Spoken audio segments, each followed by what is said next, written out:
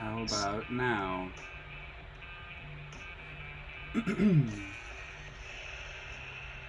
I feel like that might have worked. Yeah. Yeah. So I just went back to what I had before. I thought I had Mm. tested the audio on the mic, but I guess I didn't. Oh, you know what's funny? Hold What'd on. you do? I'm gonna try one more thing. Guys, tell me if Yeah. this goes stupid. Uh.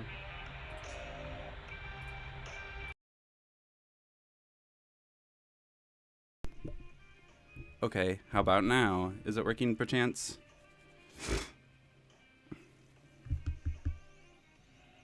I'm just gonna talk. Maybe it looks like maybe it got a little loud. No one is confirmed or denied.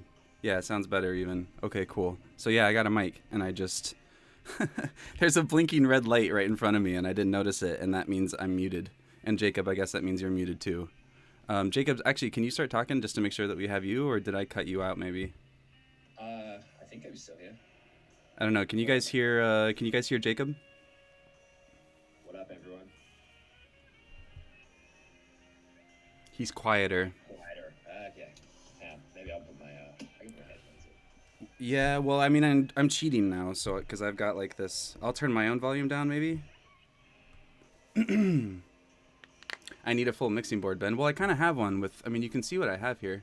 It's gonna get weird for a second, but like I could be adding audio sources here. I just don't really know how, to be honest. in. So right now I just have mic selected. Is this better? I got my AirPods in now. Should be a little bit better.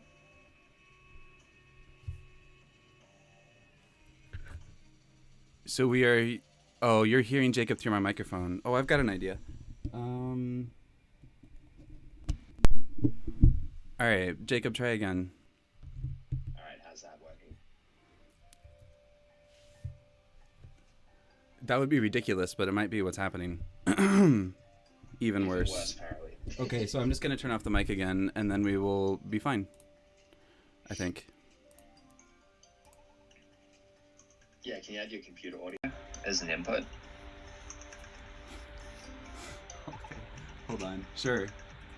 Actually, no, that's not where I would do it. No, I don't know if I know how, to be honest.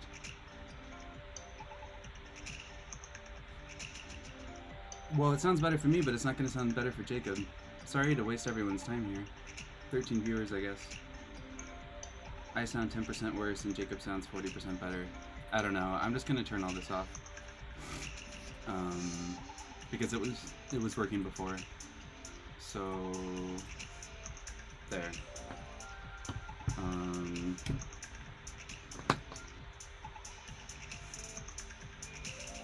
all right. So at least now we should be back to where we had started last week. Sorry about that. Hopefully, Jacob, do you mind saying something? Yep. Everyone hear me? You sound good to me anyway. Okay. Well, all that said, we had been talking about time zones, so nothing too pertinent anyway.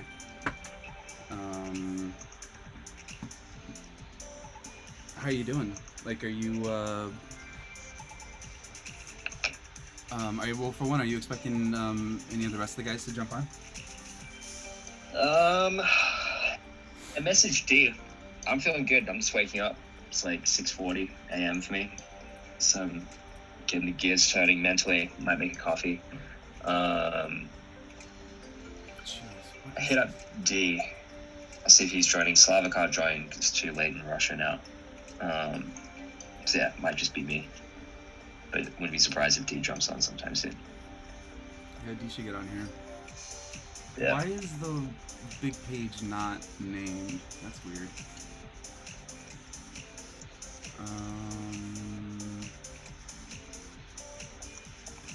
So everyone, what we want to work on, just to sort of jump to it, just so, I guess even just for myself to start thinking, we had talked about wanting to use this time, and we'll see how it goes, and then maybe tomorrow as well on language, and social, specifically Instagram grid. Um, so exploring how to talk. I think Jacob cut in here, but exploring how to talk about Zora, or how to talk about your own work, or like expressive creativity, and then I would imagine, since it's a lot of designers in here, myself included, we're probably going to wind up putting that language into context, which could be fun, like posters, Twitter headers, and then finally Instagram grids, and breaking a big composition, probably like a square of 9 or more or less, kind of depends on what you want to do. I have a few things I want to try out, but if we can get, I don't know if we're going to try and do it Jacob, I'm not sure if you were thinking we would do it, like try and do it simultaneously, or any kind of sequence. We can try and lay the groundwork for both, maybe by pulling in documentation for language, just like reference points, like your manifesto, that people could cut up or start reading. And then for the Instagram grid, we could just make one real quick, and people could start taking apart or putting some of their existing work into it. Assuming anyone from the last show, episode, stream is here, which I think there are a few. So, yeah, I guess I just feel bad that I wasted so much time on the mic, and so I wanted to jump into something actually practical. But is any of that sounding practical or cool, or anything you wanted to say before? Yeah, that all sounds great. I think, should we create like an Instagram page in the Figma, and then a language page, and then let me get I'll link the manifesto in chat so everyone can see it. Oh yeah. Yeah, I'm happy to. Maybe it makes sense to start on language, or maybe people can just start playing around with what they do on our Instagram grid. So yeah, I think like in the same way we kind of like updated our Twitter profile and branding live last week, I think it would be cool if we got to a point where we can update our bio with a new and more with a new description or tagline for Zora, as well as a sense of like what words and language should we be using in marketing to hit at what we're getting, hit at what we're building. Where to start? I'm easy. I don't know. What do you have energy for? Well, that sounds cool. Jacob, you've got a nice voice. I gotta say, I was just listening to you and it was like, hey man, this is chill. You should just talk more. When we pull up your manifesto, maybe we should get you to narrate it or something. You got like an Zora account now. That's cool. On Twitch. Yeah, we're gonna set up a stream. So once we get on the other side of the pre-brand process, I think we're gonna start building a lot of things in public. Sick. Public design reviews of the product, go through the protocol, interview creators, just jam out. I think like the amount of energy that came from the 2 streams last week was incredible for us. So I think we want to keep leaning into it, doing more of it. Cool. Yeah, it's great. It feels like a new. Yeah, I think we were talking about this, Ben. It feels like a new medium in a way. It's a way to create things not in public, but with your community, which is extremely powerful. Oh, you got the grid up. This is the grid we have now. Did you just say not in public, but with the community? Yeah, I think like we tweeted this like 50 times. It's like not about building in public. It's about building with public. Sure. Sure. Which is like a small distinction, but a big one. Well, it's with public in public, maybe. With public in public. Oh yeah, that's a nice way to say it. Just in the sense of it, I mean, you could do with. It wouldn't quite be public anymore, but you could do something more like like with Discord and such, it seems like you can do things like gated presentations or community stuff. So that probably makes sense in its own way. But also, I think, we'll see. I think there will be a way to distinguish. I think what we're doing now, would be with public in public, because we did do both. You don't have to do both though, right? Right. Right. In private That's and true. public, with private and public, which would be like a private session, but publicly, yeah. No, that's great. That's super cool. That sounds awesome. You're gonna have like a Team Zora. I have wanted to see a. Sorry, I need to keep my screen going here. I wanted to see like a cultural, like in the same way that streetwear brands will have teams where they have like skaters, or they have like BMX people, or I'm sure there's other types, but generally I haven't necessarily seen a team of artists or writers or poets or architects, or like, it's not a team in the sense of you're funding them, it's a team in the sense of like you're repping them and then you're like sending them shit and then they're supposed to be kind of public too. You know, like I just think the idea of a cultural institution building a team in the same way that other brands and other verticals have built teams is just sort of an untapped potential. I'm sure there's versions of this, or someone's gonna be like, oh, someone already did it, but I would be into it. Yeah. So yeah, man. Not that that's what you were saying at all, but it's what came to mind. What was in page 7, I wonder? I see Michael down there hanging out. Big one, say hi, language. Okay, so I'm gonna do Instagram grid. I just said that oddly.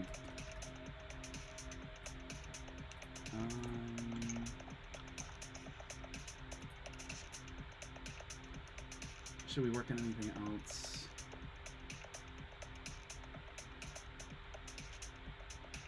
Yeah, cool. Already some good people in here. Instagram grid. I have a grid to grab from somewhere. Sweet. Kind of. There's... Yeah, this one's nice. This is by Jamie Gannon, who helped us. I'm not sure if she did any Zora stuff, but she was helping with Mirror. So this template's her work. And then I think there's... Sorry. I still get confused in Figma between tabs and pages. Like it's another layer that Adobe or Illustrator just doesn't have. And so I'll often go looking for what to me is kind of the same thing, but it turns out it's just a page in the same tab. It's only mildly annoying, but it's a little embarrassing when I'm doing it publicly, like I just did a couple times actually. Right, and then this is just a bunch of squares, which sure, we'll take it. Cool. I don't think I have one that's like web ready. It's okay. I don't think we need a web one. Oh really? Sure you do. I feel like web is fairly common. For Instagram? For brands or companies, or really anyone, just because using your desktop is still relatively common, and therefore clicking on Instagram links on their website is fairly common. And so going to, not necessarily using Instagram, but like seeing a brand or a company or a person for the first time on Instagram, does that not seem familiar to you? No, not really. You don't click, when you're on a website, you don't click on their Instagram biz if you're interested in them? I guess I'm looking on my mobile, so it typically opens up the mobile app. You're typically looking at anyone's website that you just... Okay. I don't know. I guess... Yeah, I don't know. Yeah, I guess I don't see web Instagram that much. Huh. I could just be completely forgetting how I surf the web, but yeah, this doesn't feel that familiar. Well, I'm just thinking, so I'm going to go to our Zora. Not to be that guy. I'm just going to scroll down. Right, so this seems super familiar to me. So I'm going to go to someone's website, and either at the top or the bottom, they're going to have a list of social icons. And I'll usually, if I like the place, I'll just click all of them in new tabs. Oh, you have a Spotify one. That's interesting. And then, right, so yeah. I'm looking at your Twitter, and then I'm looking at your Instagram. I was just looking at your Instagram. This feels very familiar to me. So, agree to disagree, sir. And surprised I don't have this as a template already. But whatever. It'll work for now. So... Oh, cool. I think Mikhail's joined. Yeah. Yes, I was told. You guys can hear me? Yeah, hey, Mikhail. Hello, good morning, Jacob. No, I was told that this is a session where an opinionated middle-aged white man is badly needed, so... Yep. It's always is needed, Mikhail. No, like Dean and me, we were just on a call with Cool 3D World. I don't know if you know them, but probably one of the most important 3D, like there would be no Beeple without Cool 3D World, and Cool 3D World are bigger than Beeple. So just talking to them. It's very interesting and very frustrating for them.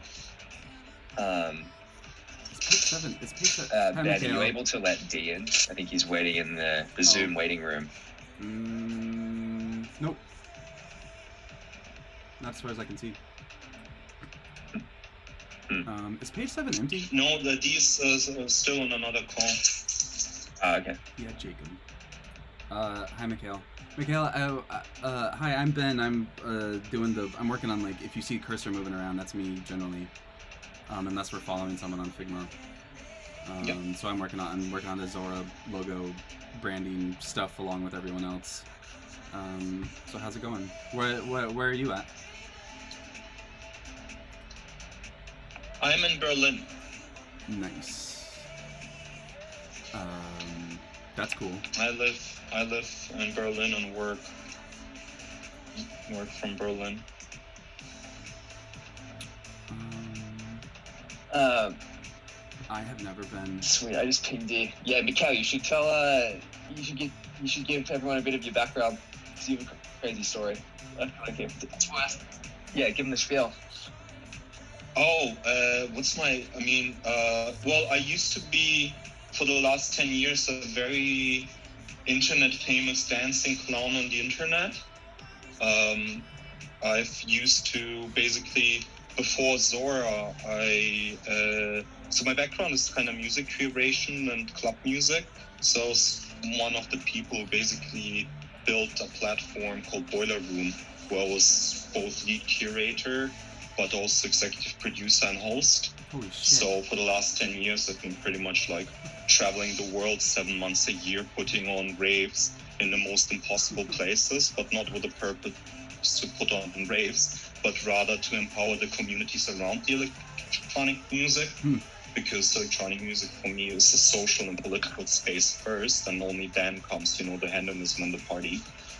So yeah, I've been doing this for quite some time, and then that kind of ended, and through a really weird set of coincidences, I stumbled upon D and Jacob, and now I'm part of this endeavor, but mainly because when I first saw Zora, it tingled the same senses or instincts in my belly that the way Boiler Room 10 years ago, made me abandon my career as a doctor of sociology and focus on building an online platform. And I do believe that Zora can do a very similar thing for the arts, the way Boiler Room did it for live music broadcasting. Yeah. Wow. I love the way you So that's I love the way you introduce Boiler Room in that context. Just a small platform called Boiler Room that I worked on. Love that. Yeah, ultimately, Well, you're when probably... we started, it was a hobby and a fucking, like a webcam to a wall, all it. So. Well, you're probably not used to having to introduce yourself either. I don't mean it. I don't mean to assume too much there, but no, that's amazing.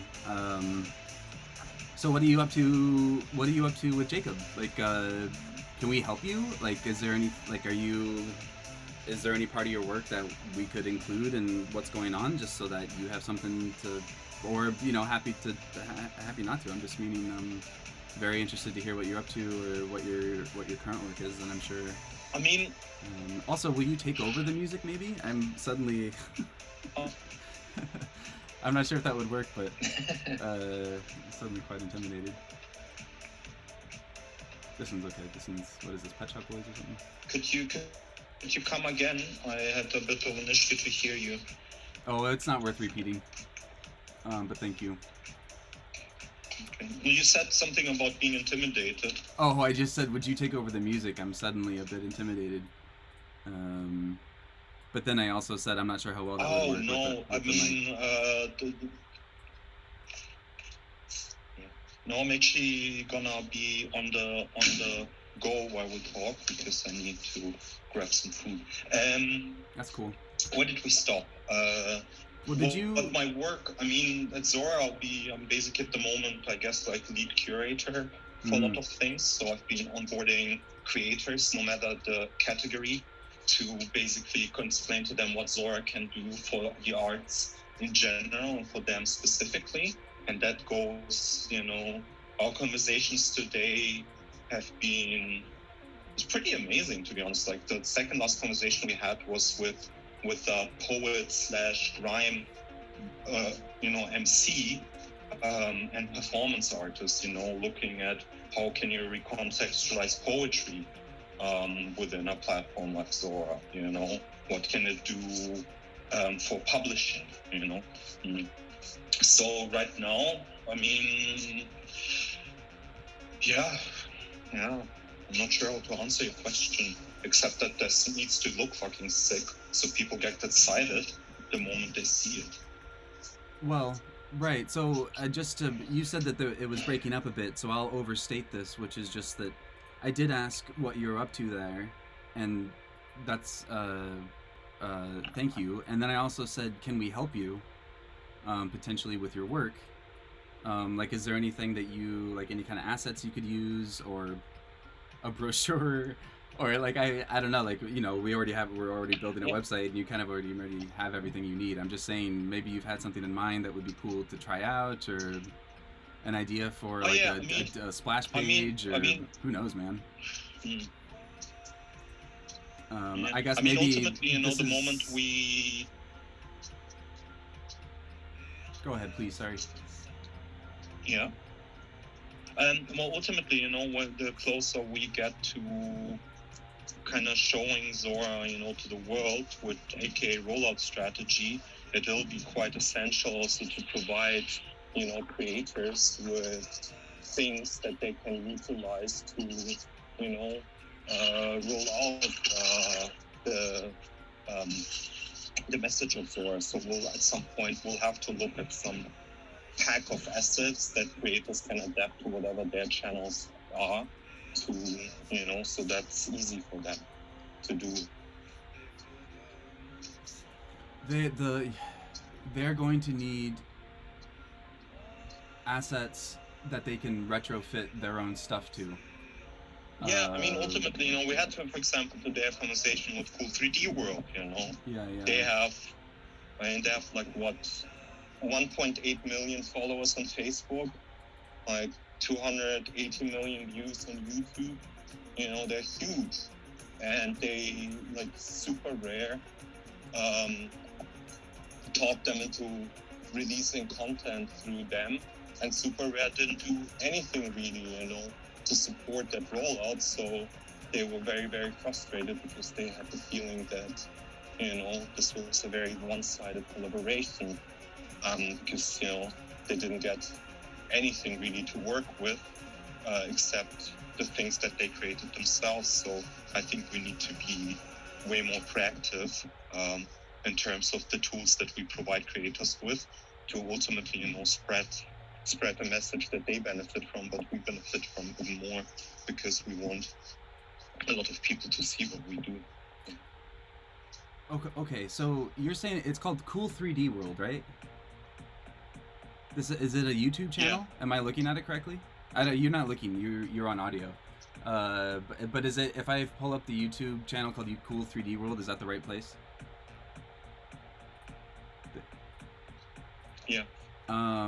If it's And some then- really, really weird 3D animation that Yeah, basically looks like it's picked from your nightmares, then you're looking at the right channel. Okay, and then so now that I've got that right, and then you're saying they spoke with Super Rare and that they weren't.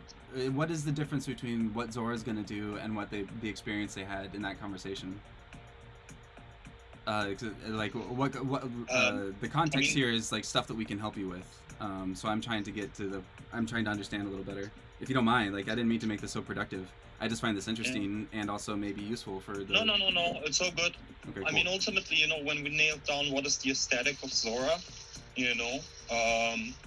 ultimately, what would a press pack look like, full of assets that creators can utilize free of charge for their own, channels.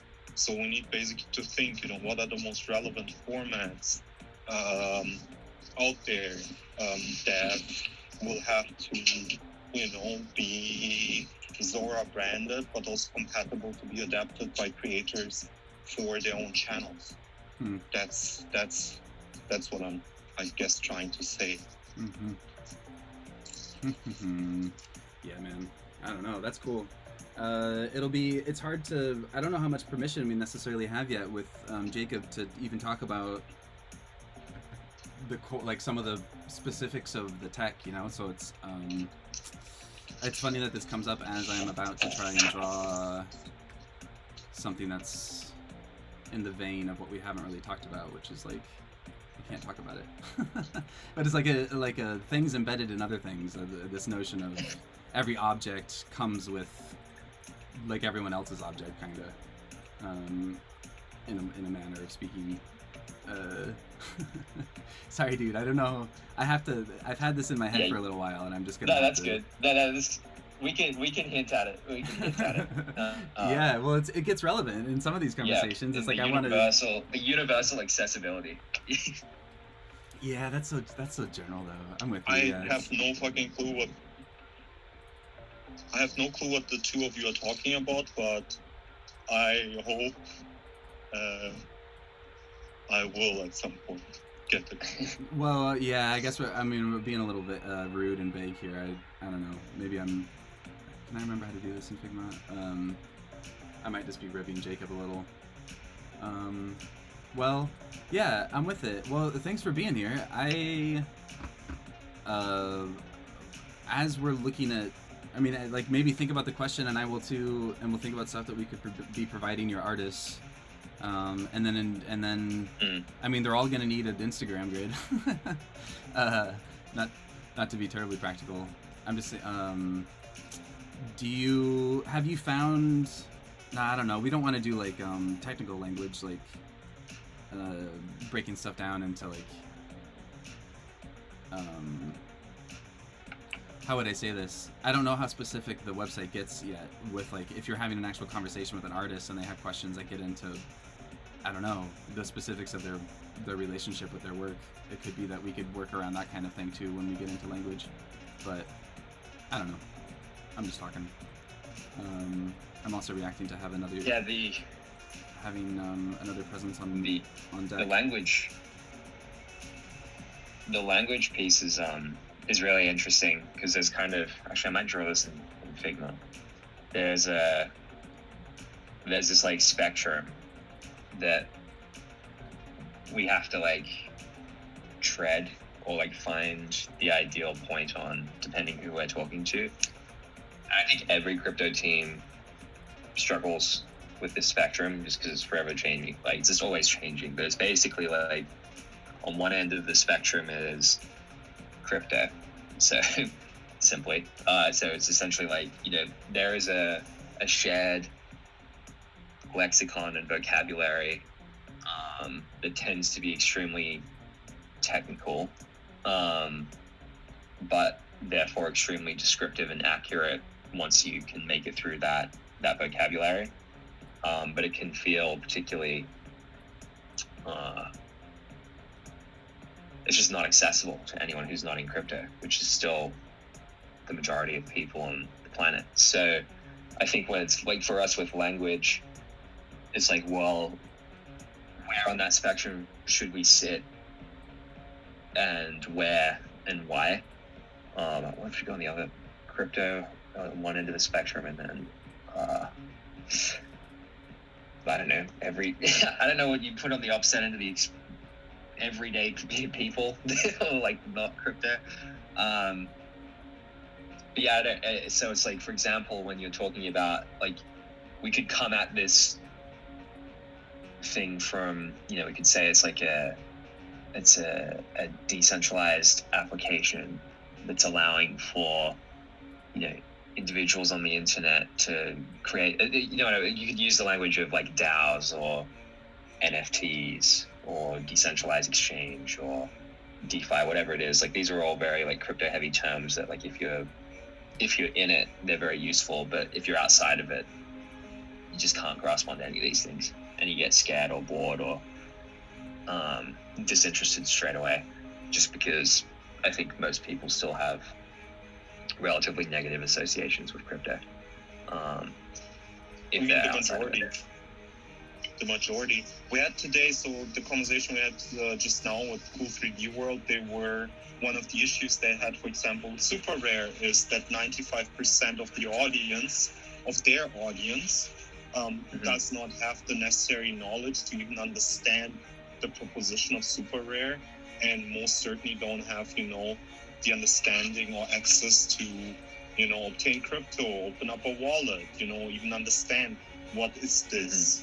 And that's a big challenge. So in my opinion, I've been, not dumbing it down in my conversations with artists, but I think this was, what I was hinting at with my comment over the weekend, where I think we need to literally to remove ourselves as much as possible from this crypto language, because those who get it, but our goal is, establish a completely new infrastructure, and that means that you have to win over people that have never even been close to the necessary vocabulary, but you need to be able to convey the general idea without using any of the specialist vocabulary.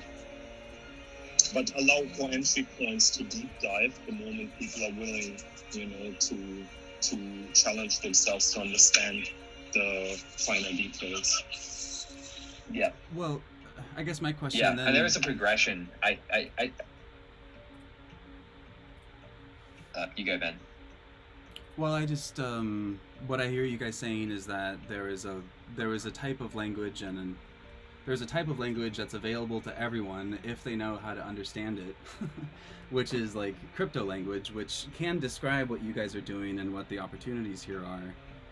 But it takes a lot of domain-specific knowledge, and it takes quite a bit of imagination to approach it, let alone to like get creative with it. And I've experienced this firsthand. Like, I'm relatively intelligent, and I worked on a crypto thing full-time for almost a year, a couple years ago, and I have friends in crypto and whatever, and I still struggle with a lot of the concepts, and that's, for anyone listening, if you're struggling with it, like, let it be known. That is it's a common problem. But I suppose to me, that's not what I kind of hear both of you saying. Just might be that it's like, well, then it doesn't even really matter what I'm hearing. I suppose the question then is like, well, then what do you do? What do you do with that fact? What do you do with the fact that crypto is really hard to understand? But fairly soon, maybe that's becoming an important question, because this stuff's becoming more and more practical. Where, like, now it's at the very least, it's getting to the point where artists can use it. And I think what I just heard Mikhail say was that even the artists, like Super Rare has a problem where even the artists using Super Rare don't understand the implications of, like, NFT specifics. Let's just say that's a good way of saying that. And if they're not getting it, then holy cow, what about everyone else? And so that's cool. I think it's a really interesting framework for approaching language for Zora, because we know that we're not for them. We're for... it would be interesting to hear you guys talk about who we're for. I think it's something like the artist, but it could be more expansive. It could be more specific. I'm not quite sure, but I think the framework then to me becomes... It's not so much that crypto... Like, what crypto symbolizes should be fairly simple.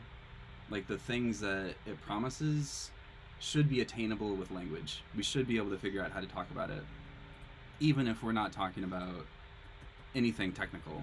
Like, if it's going to be compelling for most people or anyone, we're going to have to figure out how to speak about it in a language that's familiar to them. And so we're going, like, even just words like stores or marketplaces or competition or community, these, like, maybe we can only, like, we have safe words that we just can't get past. But I think we can say a lot just by maybe using new combinations of words that they haven't seen before. Like, we can't really, like, teach them too much. Like, maybe one new word, like NFT maybe, but, like, beyond that, it all has to be within familiar territory. Just more exclamation points maybe. That was a joke. Yeah, I agree with that. But I think there's a progression. Like, I think for the like, everyone will probably be a crypto person in the same way that everyone today is now like an internet person or like a computer person. Mm-hmm. Like, it was, I think, if you think about like the languages, the language that people had to get on board with for, using a laptop or personal computer or whatever, like browser and user interface. But even then, like, there's still technical terms. I guess what am I trying to say? There will be cases where it makes sense for us to use the native crypto language. And I think that mostly starts with like, okay, like how are we helping developers start to build on top of this? And how are we helping people who know what they're doing and have an idea of what they want to do on the technology? How do we help them build on top of it? And then eventually, I think there'll be some points where it does make sense. Like, I don't think it would make sense like right now for us to use a word like a DAO. So which is like DAO is like a decentralized organization. So basically a crypto form of a company, or a crypto collective or crypto co-op, whatever word you want to use.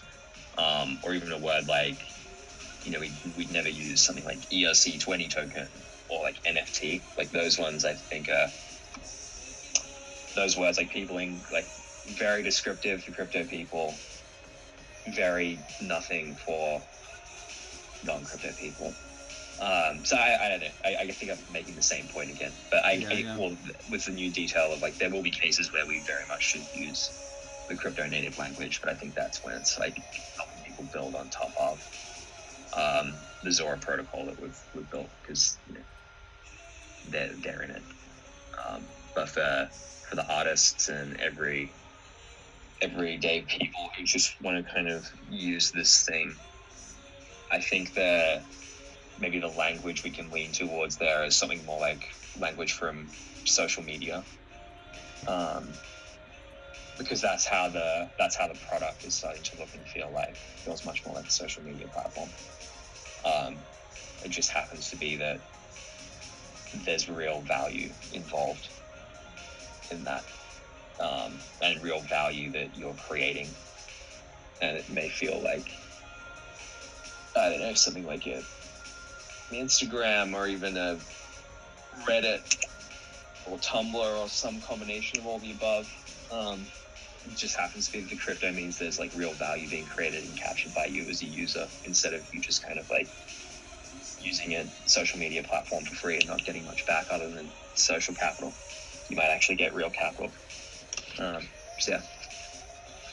Even the word value has such a connotation that is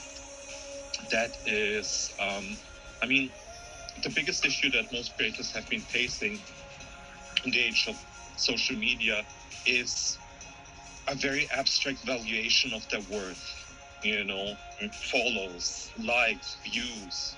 Everything is about some institutionalized form of valuation, and this is one of the red threads that we talked about with many creators. It resonates most with pretty much every single creator, is the aspect of like verification or evaluation through institutions that basically verify that you're an artist. In the traditional art sphere, this means that if you have gallery representation, certain galleries that verifies you as an artist. Or if you showcase you're being shown in a particular space, and if you operate outside of those spaces, then you're not being taken serious as a relevant artist. You might be operating on the fringes or off scene. You're just like some internet free artist or like some hack, but you're not an artist. And that has a lot to do with the idea of value. Not necessarily, monetary value, but some sort of value. So a lot of creators, react allergic to the idea of value, even though it is inherent to what they do. Ultimately they want to make a living, or they want some idea, the idea of value, which is audience response. So even building language around the idea of value is dangerous, in my opinion. Because this always speaks to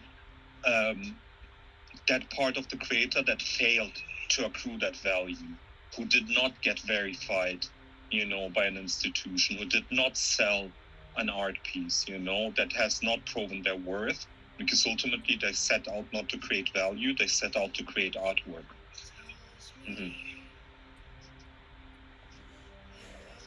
Yeah, that's interesting.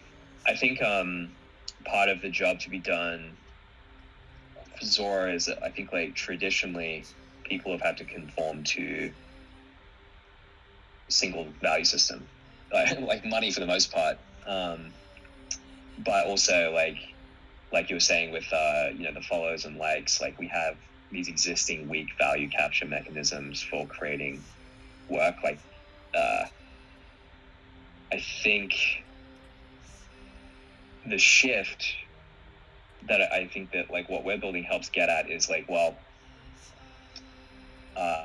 we don't imagine a world of a single value system. We imagine a world of many value systems, per community, essentially. So what does it mean for an artist? No matter how big or small, will have some community, and that community may not be able to pay in dollars, but maybe they can pay in their own shared currency, their own shared value system, or maybe a platform or a gallery can pay in their own currency of choice. For example, I guess what am I trying to get at? I think people have such an aversion to the word value because value has been like just taken away for the most part by either platforms or galleries or corporations or whatever. So whenever like people create, they know that act of creation is creating a ton of value that's explicitly not going to them. Therefore, I think it does lead to that allergic reaction. So I think part of the shift is like, well, hey, what if you can just start to create independent of any one of these institutions or platforms and not need them to capture any of the value to, one, live, but two, create more. So I think that's like a shift. Like I get why people like why artists and creators are so tired of it and have an aversion to it. But I think that's part. It's a symptom of the problem. It's like it's just because they haven't given it to everyone else but them. So it's just frustration. I don't know. Course. Yeah. Of course, you also should probably at some point sit into one of the conversations that Dee and me have with the artists, so you kind of hear the language that we use to get the idea across. But ultimately, our job is, before we reframe the idea of value, is to allow artists to unlearn some definitions of what value is before you teach them anew what value can be. But I think that is not possible if you utilize the red flag to allow to unlearn that it means danger. You know what I mean? So that's why when I approach this in conversations with artists, I actually try to steer the conversation very far away from what's like the monetary value of your artwork, that you can finally profit from, because I want to catch them more in terms of what was it that you set out to do when you decided to become an artist, which usually wasn't, value driven, but was the artist driven by creative output. So I think our task is that people unlearn both the toxic systems that they were forced to position themselves. They got conditioned into accepting that likes and so forth and so on are value systems, so valid forms of evaluation, and then learn, amongst other things, also what are the new principles of this new paradigm that blockchain technology ultimately allows to exist, or to that's not how I wanted to say it, but basically to allow them to learn the vocabulary of the new paradigm that we want to establish. But unlearning, I think, requires also a different set of vocabulary, and certain trigger words need to be just simply avoided, else you start in a negative place. What are you? I feel like you guys are somewhat in agreement, because Jacob, I've seen you talk about, it's like money without money. Where this is a future that we're entering into, and I'm curious to hear, like, what language are you using instead of value? Like, is it just more conversational, and it's not necessarily any specific replacement for that term, or are there some, in the same way that value is triggering negatively, are there other phrases, terms, approaches that are triggering in a positive way, where people are like, oh yeah, that's really what for instance, I can imagine like patron is like a model that everyone, as most of the artists I know, sort of pine for. What are the metaphors or the language that you're using to attract people in conversation, if you're not using, and is value like the primary red flag, or is it just like kind of everything surrounding that idea of salary or freelance or commissions? Or I mean, one of the talking points, when we come to money, that resonates a lot with creators is the idea of passive income, versus, the big idea would be universal basic income, that you say, you create some sort of system that allows for universal basic income. But that's like a really big bite that not even national governments can, kind of facilitate currently. But the idea of passive income, through the fact that your creations, can, after you created Right. them, and they get sold or so what, that this is one idea that recently I found that resonates with creators a lot, because a lot of creators are stuck in this hustle of basically having to continuously create for third parties. And once they're out of that money, they need to start the hustle cycle again. So a proposition where they create, and their creations just continue to exist and create value, create money for them, is something that is very important. And again, most of the creators we've spoken to, they're frustrated because the algorithms limit that that opportunity in that stream of income. For example, Cool 3D World, one of the most viral creators worldwide. If you look on Facebook, how many plays they get, they make shit all money from YouTube, because YouTube has decided their content has to be age restricted, which means it doesn't get any advertising value, which means that they, despite having 50 million views per video, don't make any money with it at all, and have to sell themselves to brands. Is this is the technical language or technical equivalent to this like secondary sales or secondary market? Is that am I using the right word there? And am I thinking? I mean, I know I'm reducing this down to something functional, but is that kind of one of the equivalents of what you're describing, where it's like, once I sell an artwork, or anytime it's sold after that, I'm getting a portion of that sale price? Yeah, I think that's part of it. I think it's like the passive word for me comes from, or when I describe it, it's like, I actually do use the term value a lot. And it's like, hey, like, you don't have to change how you're working. It's just capture more of the value from what you're already doing. So it's like, you're already creating immense amount of value. It's just not going to you. It's going to platforms or corporations.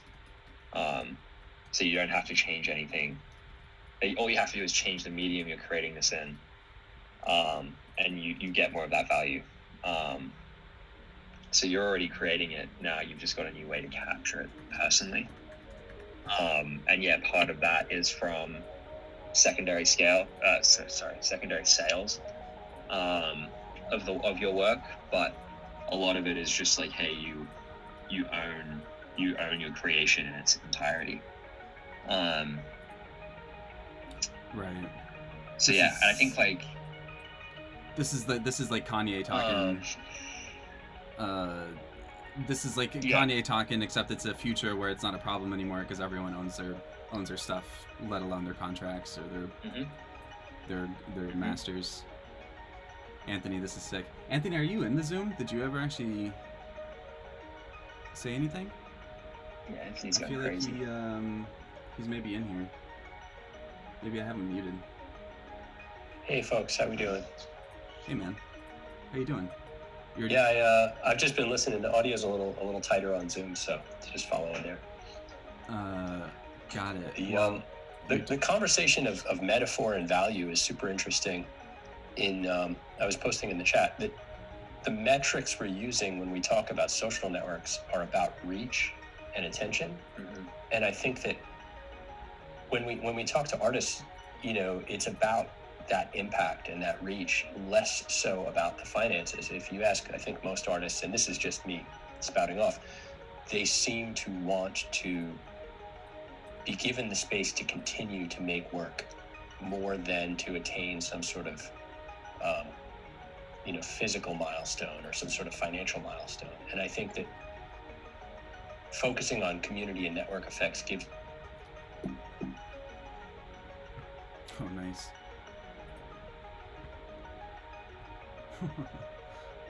So I think my Zoom just canceled out on me. So just a second.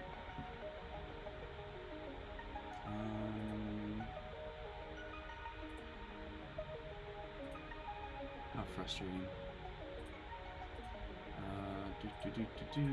Let me set this on someone so that the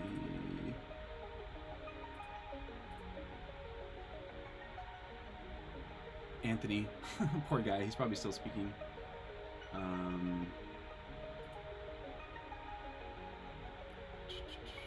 me do some. That was a good track anyway.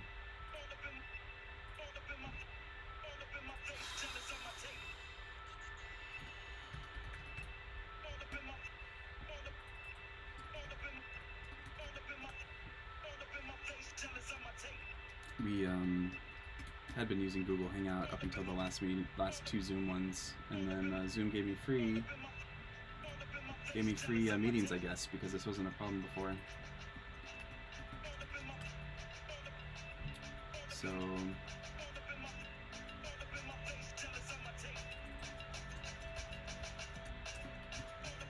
we go.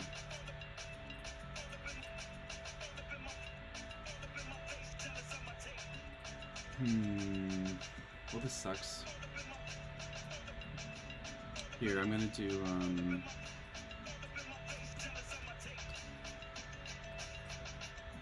just gonna do the Google Hangout.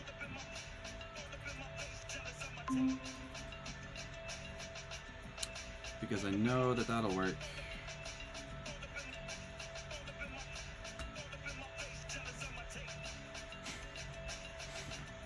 Sorry again. Hopefully they'll jump on here in a second.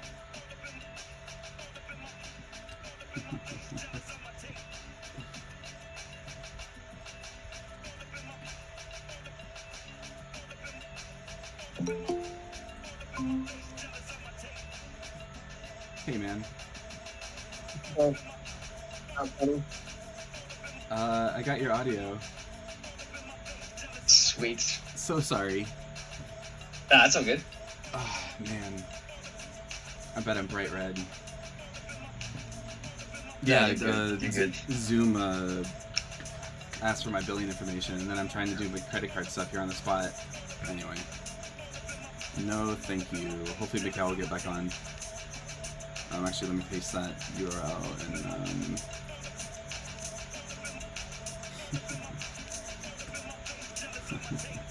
How funny. Ugh. Man, my stomach dropped.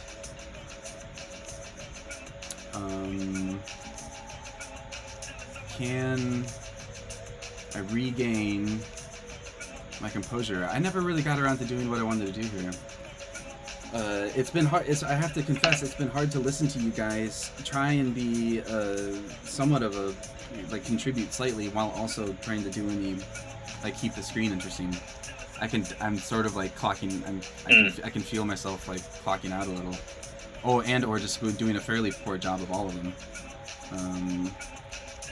Kind of interesting challenge. I wasn't expecting that. So yeah. And you guys aren't even necessarily agreeing, which makes it all that much more interesting. I mean, we can why don't we dive in on? We can just focus on one thing. I feel like we're doing 3 things at once right now, which is cool because we're kind of charting the territory, but tiring because we can't do any single thing. Which one do you want to dial in on? Let's dial in on this illustration you're doing. Yeah, let's actually make some. How about this? Why don't we do our first IG post that I can put on the grid? And it looks like you're building the artwork for it. Oh, so we could do that. Yeah, I don't know. I don't necessarily want to shut anything down either. I wasn't necessarily proposing as much. Yo, what's up, D? What up? Hey, man. I'm just bemoaning my brain here, trying to keep up with the conversation between Mikhail and Jacob while I'm trying to do an Instagram grid or something. Jacob's throwing the hammer down about how we should just do what did you say, first 3 or the first post? We can do first 3. Let's do the first 3. What's going on here? Maybe. Yeah, D, we've been talking about language we've been using when talking to and working with artists and creators. The challenge of the crypto language spectrum, which is, on one end you've got pure crypto native language, which is extremely descriptive, but only a very small number of people use that language, and anyone who's outside of it is just what the fuck did you just say? Or it's just the challenge is there. And we haven't really got into generative yet. And then Mikhail was saying how he's he's been using notions of passive income and talking about social media platforms and the social currencies of those platforms. That is likes and follows and stuff like that. Mm-hmm. Was he saying that? And that's kind of where we got. And then the Zoom just What's up, Ben? Well, he just joined. Well, my question was when the comparison. What up, Yeah. Hey, man, sorry about that. I'm good. When the comparison was being made with social networks, is that a positive in the sense of, is that language that we feel is available to use currently? Is that one of the safe spaces for artists where it's you get a bunch of followers and then that's just kind of making you money? I think the language that's important is around community, because ultimately one of the things that artists, the creators and the artists, love is the fact that they can bundle community around their creations. But the problem is that it also positions them. We had yesterday a conversation with this artist, Aisha Devi, who just said, her art, which is very subversive, has to sit next to yoga teachers and Instagram models. So the aspect of community and the social element of social media is incredibly important. The connotations is that, or the negative connotation is that you basically have to fight in this attention economy for the maximum amount of attention possible, which compromises the art that you create, because you then have to create things that are attention grabbing versus sincere and authentic, even though authentic is a really meaningless word nowadays, but nonetheless. I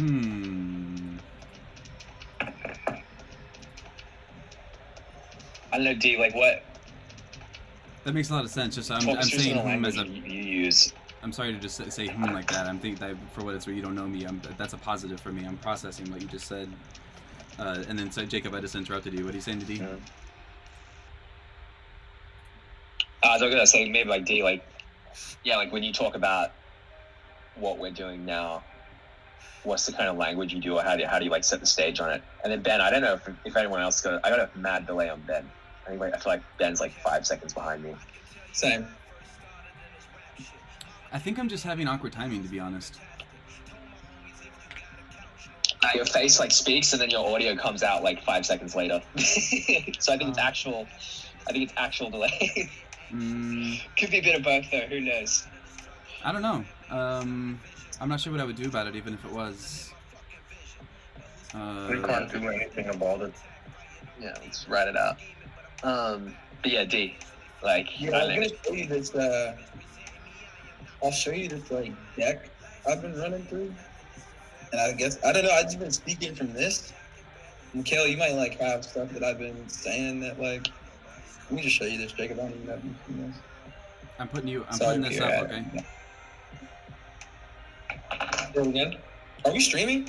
Yeah, man. Yeah, we're streaming. Yeah. Oh. What up, peoples? Nice. Oh, that's all. Maybe I won't present this deck. Do I present this deck now? Like what? Ah, I didn't know that this was streamed. That's awesome. That's awesome. I take no responsibility. Been exposed. I love how you just jumped into it, Mikhail, and you didn't realize it was streaming. Wow. Fuck it, I'll just run through it. Whatever. Yeah, man. Aren't you guys going public with everything anyway?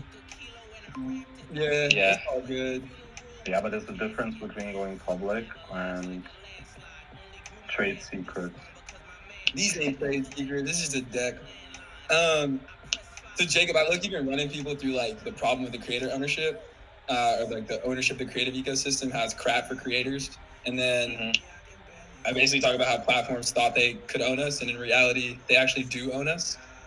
I talk about the old world paradigm being kind of like platform capitalism and like extractionary and profiteering, and that they're all focused on kind of like the bottom line and maximizing income instead of maximizing creator value. And I kind of like point to like this like contrast of like the vibe of the creators.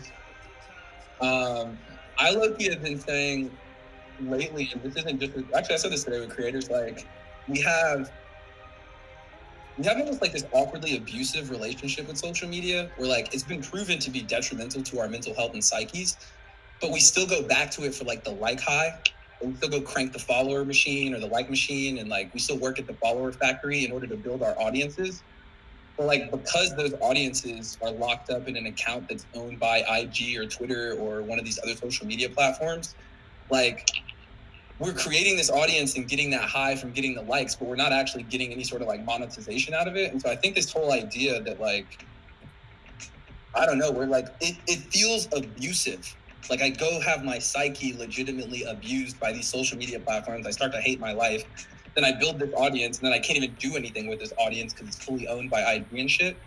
And so I've been leaning into this idea. You don't have to say abusive, but I do think it's like sometimes it's net negative for creators, and it's discouraging for creators who have a platform. We just talked to Cool 3D World. You know, you get a platform of 600,000 people, and like you have to find hustles and other ways and take commissions to monetize your work when the content itself is like the lifeblood of the internet. Like that makes no sense to me. And so I think that like the relationship low key is just like warped in every way.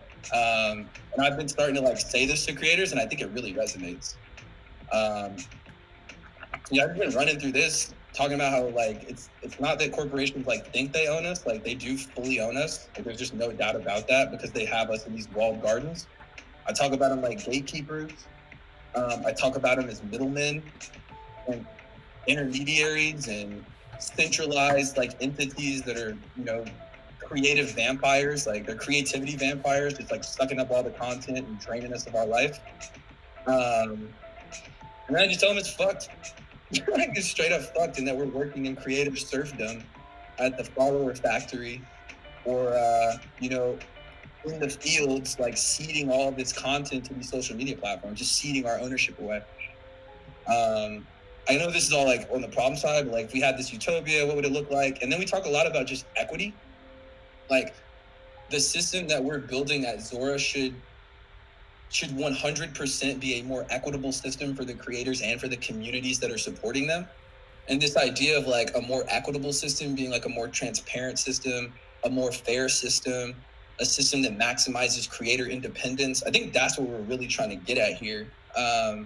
And when I start using those words, I think I see like some head nods, and it's like, yeah, man, like that's really where it's at.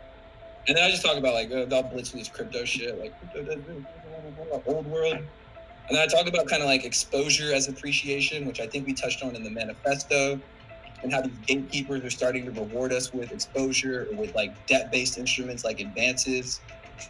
Us not getting our fair cut, and us the deals getting cut in advance. We talk about that a lot.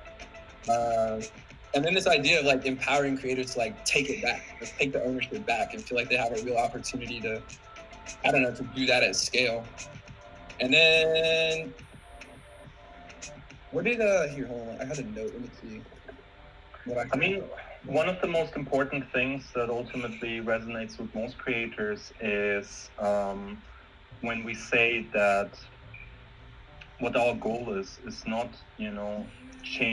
exchange one form of valuation, which is, likes, follows, with another form of valuation, which is, monetary value, the price point of their art, but that we want to sharpen their senses about how this value constitutes itself, and that they can make informed decisions about what to do with it. So basically enabling them and giving them the tools of deciding what they do according to what their priorities are, which is, can be profit maximization, which some artists might do, but some might have, more social, more political, more creative goals. But nonetheless, if they know how value is created, what monetary value there is, and what the possibilities are of using it or funneling it or distributing it, then they can make way more informed decisions versus having to work with the scraps that are being thrown into their funnels by the platforms that have actually figured the business model out before they even allow the artists to do anything. That is something that resonates with a lot of artists, that you give them a set of tools that allows them to make informed decisions about things that they were locked out from until now. Yeah. People also like the idea of us being a self-destructing company. I mean, that's like, people like the idea that one day we'll be community owned, that one day we'll redistribute all this value. Like, they love it that we're not in it for the money and we're in it for like the message or for the principle or the whole matter. Like, I think that low-key is like more than altruistic. Yeah, I think that's again, it's playing the community ownership piece. It's like it has to be that all the way up and all the way down, including Zora itself. And yeah, I think we should probably be more public and proactive in our like ambition and our like very tangible plans for that progression of Zora, the company, being hopefully irrelevant in the next like 3 to 5 years, and we are this like kind of community owned infrastructure, and talk through the challenges of that and the opportunity that comes from that and the shape of it. Because yes, it's very important. Ben, what you're working on right now looks crazy dope, bro. I'm zoning out a little bit. I'm listening, and I wanted to play with this for a little bit, so thank you. It's the self-destructing company thing is insane. I mean, you say it's like Zora. I don't know exactly how you said it, but it was like Zora won't exist in 3 years. Maybe you said Zora the company won't exist in 3 years. It's the company, yeah. I think it's like does Zora become a verb type thing then, or is it like is it sort of like, TCP/IP? It's just sort of like we refer to it, but only as part like www. It's like, here's my Zora address. It's like, here's my shit. that if you want to go buy it, or you go see my profile of assets for sale that are also on my website if you'd rather go to that, like that kind of thing. I hope it's like checking out. Go ahead, Jacob. I was gonna say, if it works, it's something like that. But yeah, you go, D. I think you were gonna say the same thing I was gonna say. I don't know, bro. We might have said something different just now. But you go. I was about to say, like, I do think there's gonna be a time period in the next, like, you know, few months here where people just be like, yo, check me out on Zora. No different than we saw the transition of people being like, I'm now on TikTok, on Instagram. I think people just be like, I'm now on Zora. Is that the final iteration? Nah. I think you're going to see a lot of different new viewers and social media platforms and whatnot built on top of this. But I think people will be like, yeah, check me out on Zora. I mean, you know, for me personally, and this maybe, you know, reveals a little bit of my motivation, also what I see, what might be possible through what we do, is that all of those, you know, algorithms, but also institutions, and when we talked about, you know, when we speak about art, they are all gatekeepers that prevent access, you know, and a lot of those algorithms and a lot of those institutions are built upon a layer over layer of biases, cultural biases, you know, gender biases, you know, racial biases even. And the problem with them is that they ultimately are also not aware of those biases, which means that they are not even capable of self-analyzing and, you know, reducing those biases to increase accessibility, which means that a lot of those legacy systems are built in a way that a majority of people will never have the right amount, you know, of privilege to be able to access them, which means that the ceiling is, you know, there's a ceiling that cannot be broken through. And this is ultimately, I think, a very important, very big job that we have to make sure that we eliminate those gates, you know, that we open them, that we create a system where they do not exist, because the accessibility is absolutely universal. And that is something, you know, when we, in my prior job, you know, through broadcasting, which ultimately before we started, it was only accessible to networks and the people that would look by networks.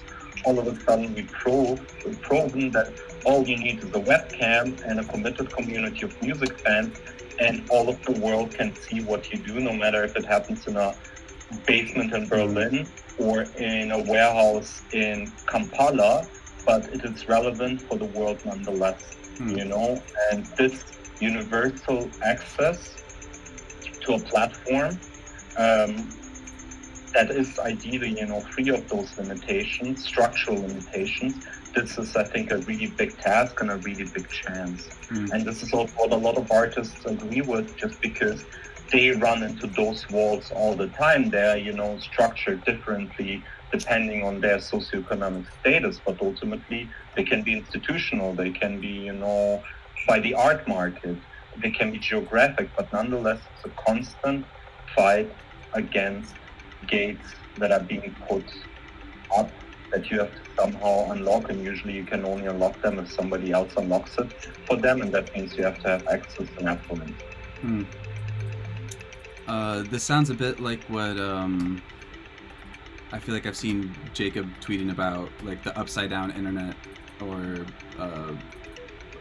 language to that effect, where it's like the opposite internet is coming, which what I hear you describe to some degree is like there's a difference between the corporate approach to solving for market, which is just sort of like it's capital first and it's extending its tendrils towards opportunity, as opposed to an empowering technology which is inherently community first, which is, or doesn't, it's not inherently, I shouldn't say it that way, but it has the opportunity to be where it's like you seem to, I'm trying to clue into your interests, like it seems like a persistent vocabulary around community, and it's what I imagine when I hear you speaking is to the effect of like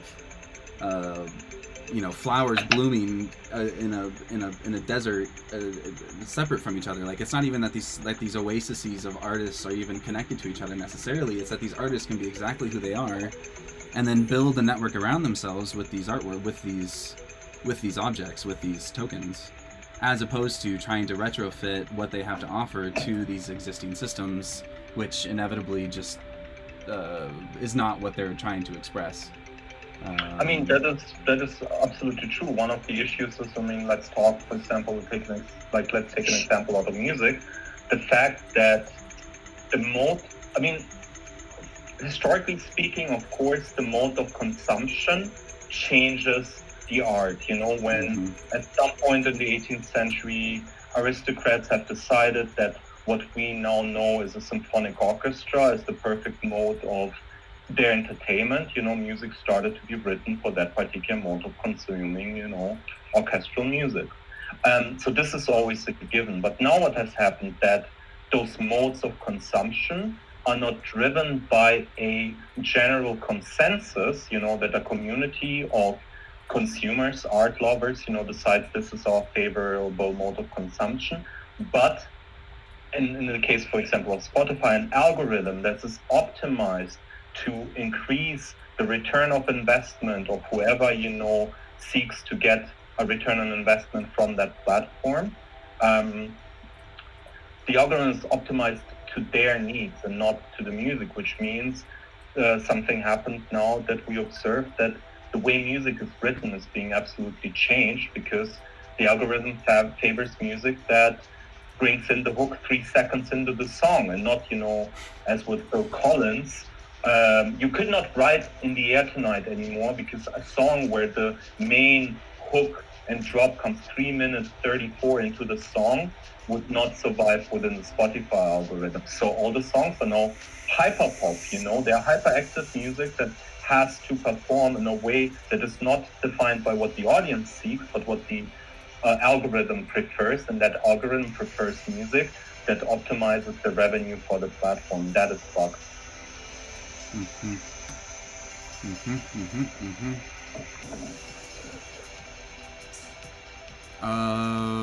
Passive income plus community. Maybe being the passive income. Like I think it's like a good mental model ish. I don't think it's like it doesn't hit at the point. I think it's more it's like reclaiming ownership or reclaiming the value of like that you're already creating. So it's like it's passive in that you don't have to change what you're doing, but it's like it's much more active in that it's like, hey, like no, like I know and I recognize that I'm creating all this value for everyone but me. I want to take that back for myself. I think it's more that. So passive income, So passive income does not sit with me.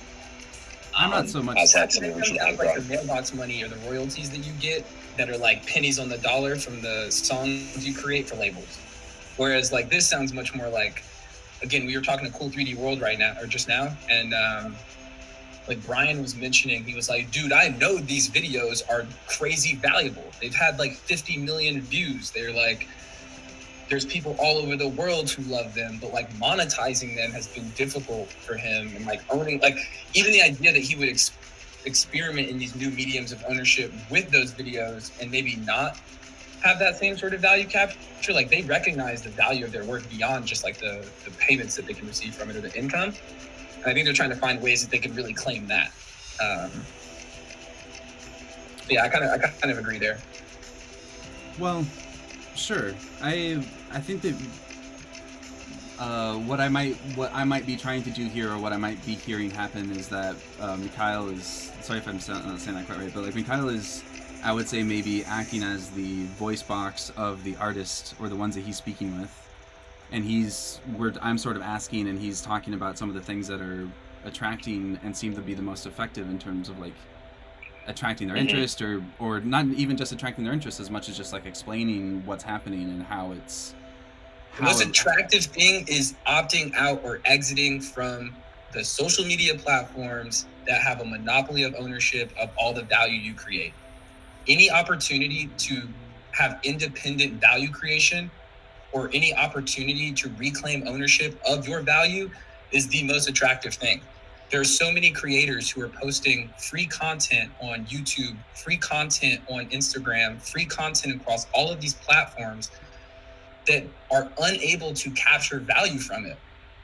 And all of that consumption value that they're producing from their media is actually turning into advertising revenue for those who have a monopoly on it. And so any opportunity that they have to start to earn, capture value, or do anything outside of the boundaries of this system is attractive. It doesn't have to just be like these passive income. Like even some artists aren't even about the money. They just want to show that you can exit the system. And I think right now we live in a time where people are really hungry for that exit, and they haven't had a clear-cut opportunity or clear-cut path to do so. Even the paths that they have been presented with, unfortunately, are recreating or images or mirror images of the same sort of ownership structures that we saw historically in the old paradigm. And so I think as we start to explore this new paradigm, people are really excited about opting out. They're really excited about exiting the system. They're really excited about being independent in a way that they can force the hand of the platform to have to play by their terms of content instead of their terms of service. And so I think that's at the core, the ability to exit and the ability to like really be independent and then capture the value through that exit, I think is super attractive. I mean, I don't think even that it's about absolutely, exiting or opting out, but it is about redefining the rules of the engagement. And right now, I describe social media very often, or the relationship of artists to social media is basically a minor form of Stockholm syndrome. I don't know if you know what Stockholm syndrome is. It's when, hostages start to sympathize with those who started to take them hostage,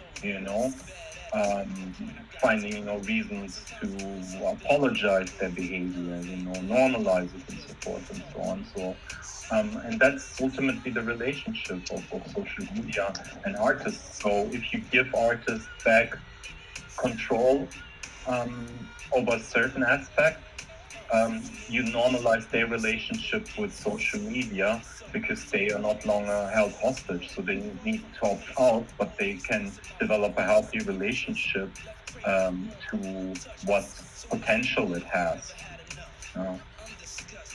But then again, when we talk about value, what is value worth without the tools that allow it,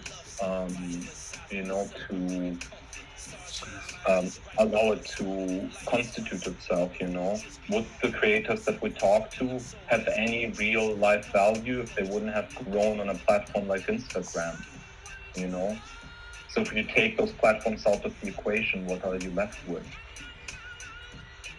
Then you're left with challenge creation, but what they're left with is having to hustle, making new brands like skincare brands, or doing commission deals because they built this audience, and then they wind up selling, they sell out. It's hollow.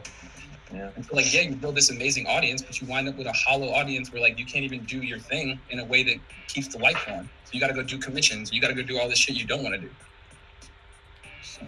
So why those platforms are great in terms of building your audience, and I do think they create opportunities for you. They're a bit it's like a glass ceiling. What is that? I don't. Well, Exit.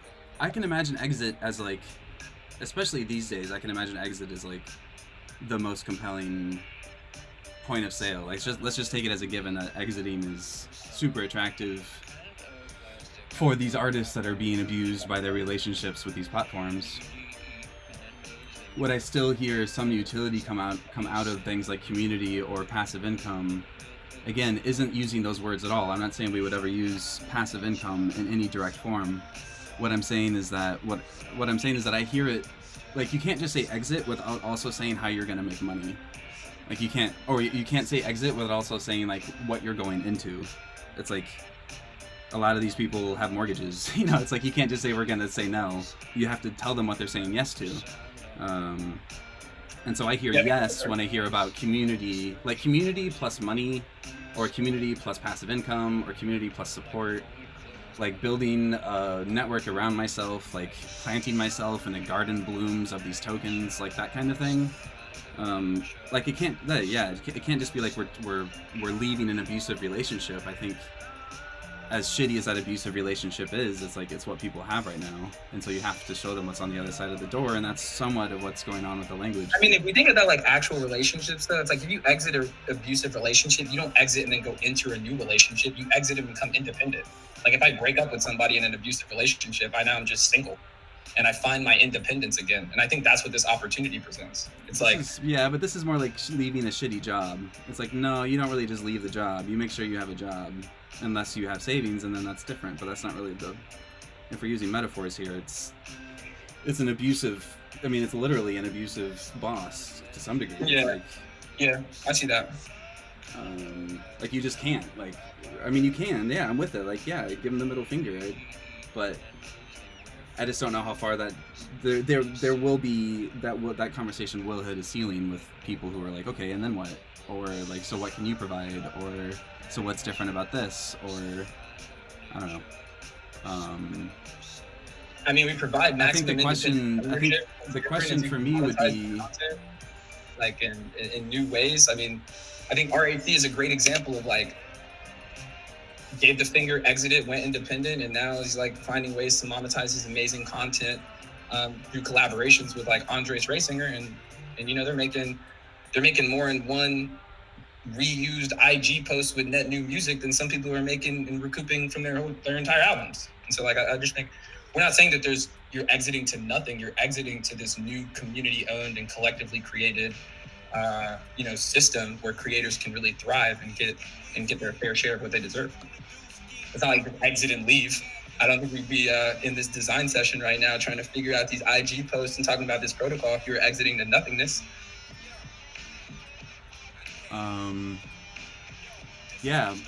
Sure.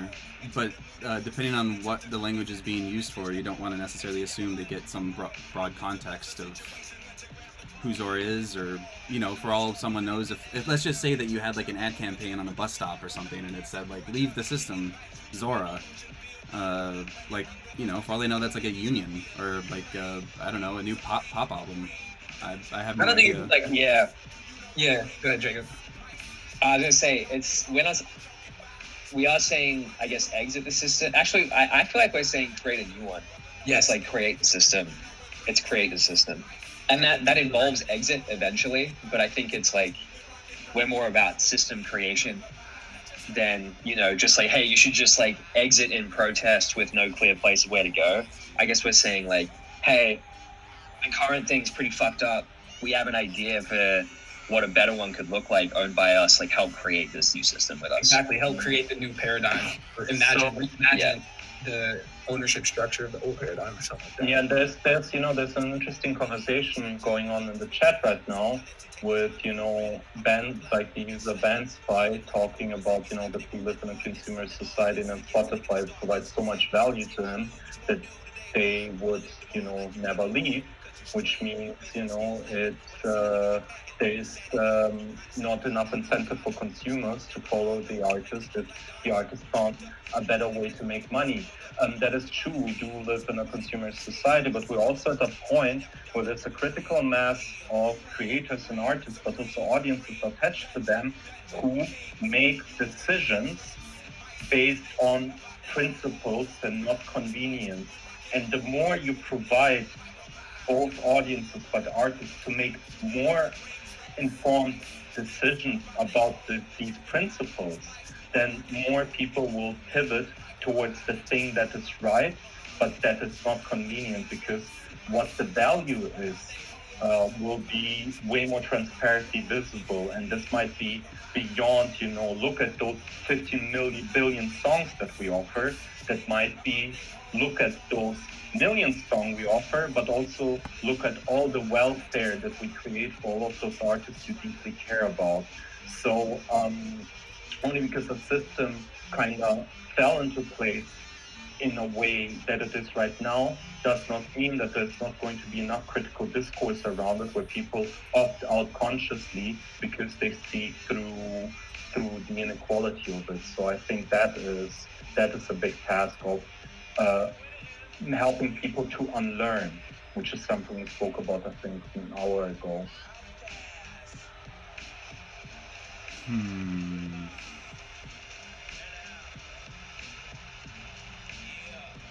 Well, who do you think is the audience of your Instagram? I mean, to some degree, we're working on language and we're working on Instagram at the same time. So I guess I don't wonder how much we've sandwiched those together. Like you had started, Jacob, when we first started on this, you were talking about audience or like market segmentation in terms of what's appropriate for copy. Crypto as its own audience, whereas we want to be like someone drew a spectrum over here in terms of who. There's crypto on the left and there's everyday people on the right. We should probably get more specific than even everyday people. Is given where you're at, you're a very early stage startup. I can imagine, for instance, wanting to distinguish, like your language right now, I can imagine wanting to distinguish between speaking directly to artists or speaking directly to art consumers. Like you could be speaking to people who enjoy music, or you could be speaking directly to people who make music.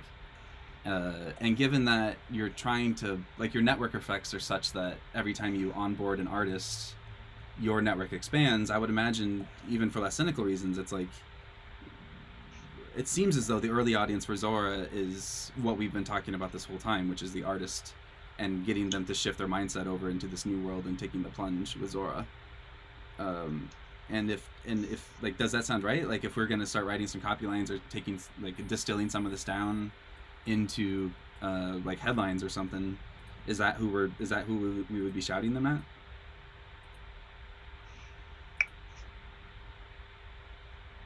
Yeah, I think so. I don't know. What are your thoughts? Sorry, I was typing. I'm Barkity Bark, by the way, y'all. I still love you. Can you say that again, Ben? Oh no, it's fine. I'm just saying. Yeah, Ben was asking what's the target audience, for example, for Instagram? Is it going to be creators, so it's going to be a general audience that needs to understand? I think creators always become their audience, right? I think it should be public facing, because with creators, there is the moment we taught one what the idea is, they will continue to teach others. But we have a much bigger task that we have to basically teach audiences and the attached industries a new way to think about the artistic ecosystem. So I personally think that our task is a more didactic one, aimed at a general audience versus creators. Because creators, that can be done in personal conversations. Hey, what's up, Toby? What up, Toby? Hey, what's going on? Wait, do I need my video on, or are we all orbs It's up to right you. now? We're all orbs at this point, apart from Ben. I don't think I even have video. I hit up Toby, one of my good friends, and Toby's been helping us out a lot with that language as well. So I figured I'd tap him in. For those who don't know, Toby's an incredible writer. I loved your article. That you published this summer, which I discovered completely unrelated to Zora, and send it to Jacob. Be like, yo, read this man. He already had it all figured out. So, big up to you. I devoured that article. Which one was it? Wow. I sent it to you as well, as part of that. Remember when I sent you, especially with the footnotes? Let me find the title. It's already late here. I've been up for way too long. What's up, Toby? How you doing? I'm great, honestly. It's crazy to jump on a stream and get showered with such high praise. That's amazing. Mad talent on this stream. I'm really good, and yeah, honestly, this is very cool. I feel like I don't know. It's cool to see you guys all in league together. Zora's on the cutting edge. What is getting designed right now? How do I actually see the stream? Well, I was just gonna ask, do you even know link do you even know what's going on, or did you just get like bamboozled into I've into? been watching. Okay, I just pinged it to the chat on the Hangout. Okay. I'm trying to give myself my own logo here. Or not my own logo, but my own logo here. Where is this thing? Should have done that. Yeah, it's. I mean, we're kind of working on Instagram. We're kind of working on copy. Mostly, we're just talking, and I'm trying to talk and design at the same time. And I'm hitting buffers in my own mind, partly on the fact that I'm trying to listen and speak a little bit, but then also because I'm in Figma and I'm still not quite fluent. And so I'm realizing I'm gonna start working in Illustrator again, just because I'm getting a little frustrated. So I guess that's just a little context in terms of what's getting designed, as you asked. Not really much of anything, kinda. I mean, we're sort of working up to who knows what. I mean, there's cool stuff happening in the Figma. Anthony created a bunch of like fractal biz. There's a good handful of people in here. Some good cellular stuff, all kinds of cool patterns.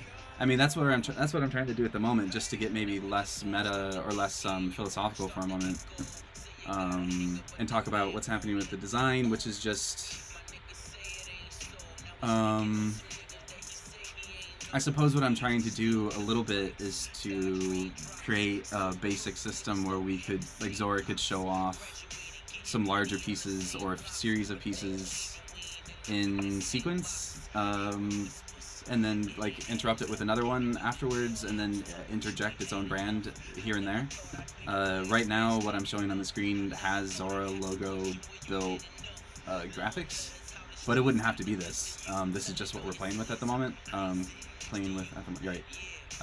This could just as easily be a high res of an artwork currently on the site. So I guess I'm maybe propositioning or proposing that like right now you're doing this 1, 2, 3 grid, and then what I've been playing with since then is to be doing these macro shots that are cut up into the squares, and then do some hits of the Zora logo as like a moment of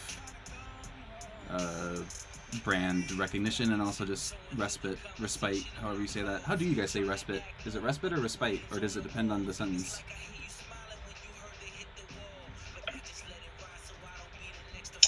No idea. I've never heard this word before. You've never heard the word before? Yeah, no, it's just like a break. Yeah, RESPITE. A short nap. Some of these designs are crazy. Yeah, a short period of I love rest. the words.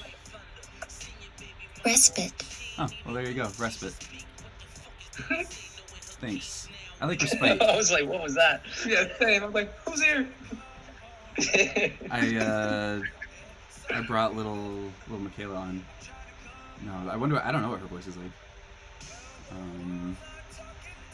Yeah, so anyway, that was just that's just part of my process. And then for what it's worth, when I had started to work on these graphics back here with did I mess it all up? This was kind of, I am both conceptually at a loss, and also I feel like I'm at a loss using Figma here, but what I was trying to get at, and what I had started to approach here with it graphically, was I want to figure out maybe we're having orbs contain access to other orbs, or like orb as portal, both gateway and object. I don't know if that sounds appealing, but I like the idea of having, not that we want to, I like the idea of the orb as like this symbol of creative energy that we talked about on our last sessions, and sort of how we got here. It's sort of like the sun, but it's personalizable and etc. And I don't want to detract from that. I think there's a singularness to it which is appropriate. However, I can also imagine providing some context or some graphics or some ad material or who knows what, where we're showing the orb within broader contexts, or like networked, or doing stuff to it where we make it clear that like what, you know, like is it one orb per person essentially? That's kind of what I was getting at with some of this early stuff. It was Yeah. just sort of like, Yes. you know, Zora is this thundercloud of creativity. Some, you know, some are larger than others in terms of their output or popularity or what have you.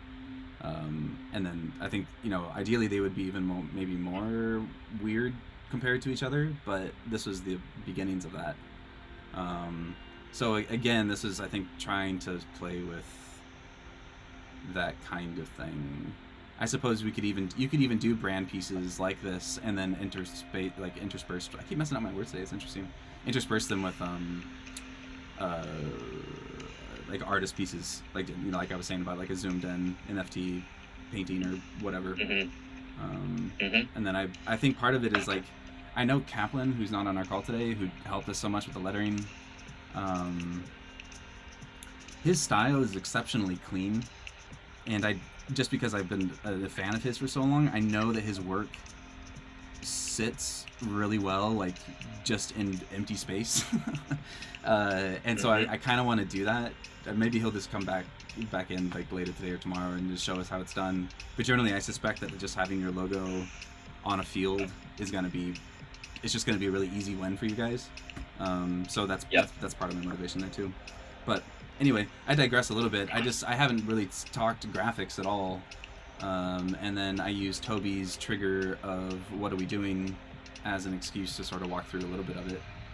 I haven't been doing much community interfacing this time, which is, again, like the talk has been so engaging, it's hard to not be listening. Whoa, this is cool. Jeez, was this Anthony, I bet? But yeah, Toby, now that you're here, do you want to, I feel like you can like undercut everything and just be like, this is that, and that is this, and this is how you guys should do it. You're such an incisive thinker. I suspect it's like, oh, we've already, like, I feel like you figured this out 2 years ago. Like, we just should have read your blog post more recently or something. You're crazy. Don't, yeah, you're crazy. Don't say that. I don't know. I mean, I'm not the aesthetics man. You're the man with the taste. So I think you got it. No, I'm not trying to ask about aesthetics. I'm asking about what we were on the top. I'm trying to get back to where we were at, which was, I think, more language oriented. I think we'd actually gotten down to maybe a point of discussion where Mikhail was saying that it could be that our marketing, like I think D had come in pretty strong and been like, our audience is the artist, like, period. And I think that makes a lot of sense. But then there was a point made afterwards, which was more like the artist is, what I heard was like the artist is kind of easy. Like, once we have the messaging dialed in and once we convert a few artists, they'll do part of the job up for us and like be brand evangelists or not necessarily be so hard to convince once they're talking amongst themselves, as opposed to the broader audience or broader context of the people, like the collectors or the appreciators or the viewers, that are maybe harder for the artist to get to directly. Although, okay, so that's like end of thought. Like that's I see that as maybe a point of difference between you two. And then just I guess maybe a thought there is just, I feel like maybe that goes a little bit counter to the notion of these being community focused, where isn't part of the promise of Zora that they don't have to cater, like there is no broader audience for us to have to convince anymore, because there is no public in that sense. It's like every artist comes with their own network, or they can build their own, and that's specific to them. And so I don't like for us to speak to their audience, it would be like us speaking to their friends essentially, which doesn't scale to a voice for a company, I suppose. I mean, it does. I'm just thinking this through. It's an interesting problem. Yeah. Like we're telling them. I guess. Go ahead. Sorry. Oh no. Well, I'm just thinking about like, well, I guess the first place that like comes to mind is like what's the actual like growth loop? Like what's the growth driver around the protocol? And it's definitely clear that like we'll bring in like collectors, but like I kind of wonder what the right like way is for I've recently had some friends go through like the super rare onboarding, for instance, and like it's kind of heavily implied that like if you don't have a big enough following, like you won't get in, and if you don't have and if you're denied, then like they suggest that you basically make a collector profile and like buy a few works yourself. So it's like a little bit pay to play. And one of the things that like comes, it's like a very exclusivity based kind of go-to-market strategy, and I think that's what Zora has a little bit done so far with like the digital goods. But like now I wonder if like there's a more universal play, and if there's a more universal play, then like what are the kind of like product experiences that are going to drive more interest and like make it viable for anybody who wants to participate. And it makes me think like one of the questions that has never really been answered is like what are the display experiences around digital goods that like make them compelling. And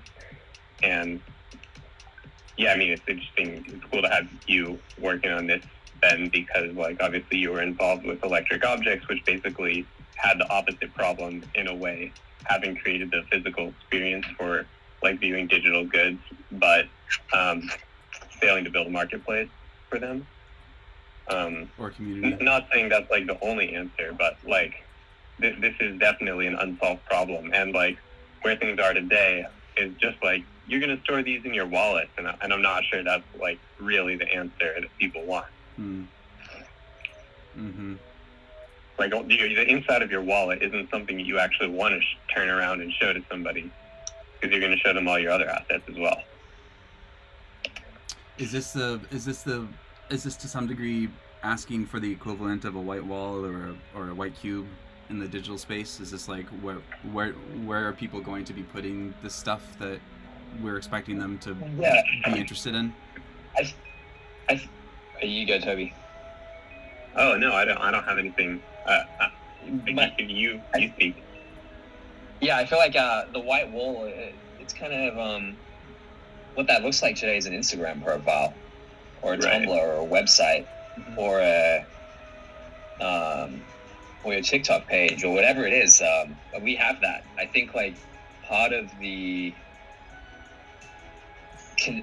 challenge I think we see today is like digital objects, and like to some extent the communities around them. I'll stop using digital objects either. It's like media and crypto art that we're seeing. They are these kind of like individual things that live on a specific platform. So it's hard for us to like imagine. We have to like kind of imagine scenarios where like that's valuable when it's like the platforms that we're viewing these things on aren't particularly large. But if it's like, okay, well, if now I'm able to start to construct my own platforms or experiences, or integrate this media into existing experiences that I'm part of, Instagram being like an easy example to understand, but probably an impossible case to get to. That's the white wall. It's the websites we create and use essentially, and the apps that we create and use. I just don't think we've ever had a world where we've thought of interoperable media or content. Like we always associate specific platforms with specific content, and those platforms typically have very high walled gardens that make it impossible for anyone else to build on top of it. So we're just not used to thinking about media and content in that way. But that's like that's where we're heading. Yeah, it's true. I'm not used to thinking about media in that way, but I hope that this is the world we're going to.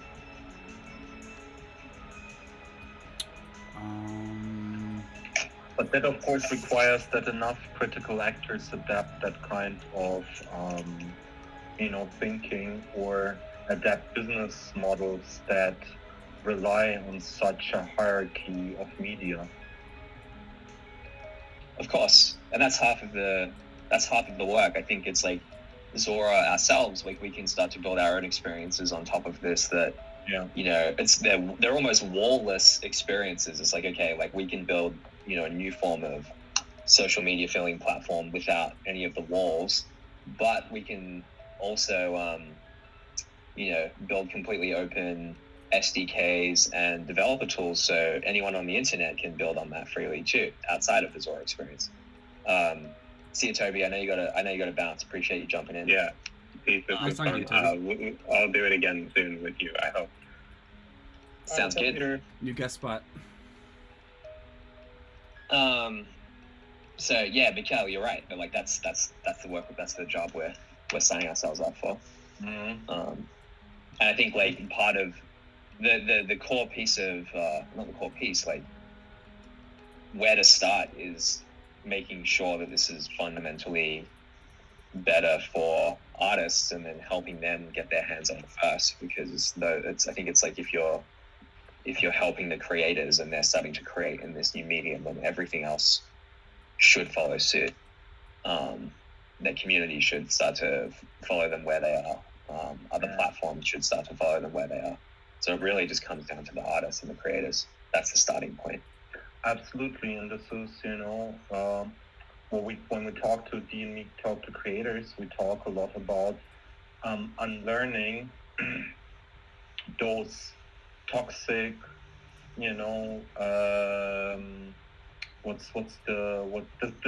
unlearning the toxic conditioning of the existing legacy systems.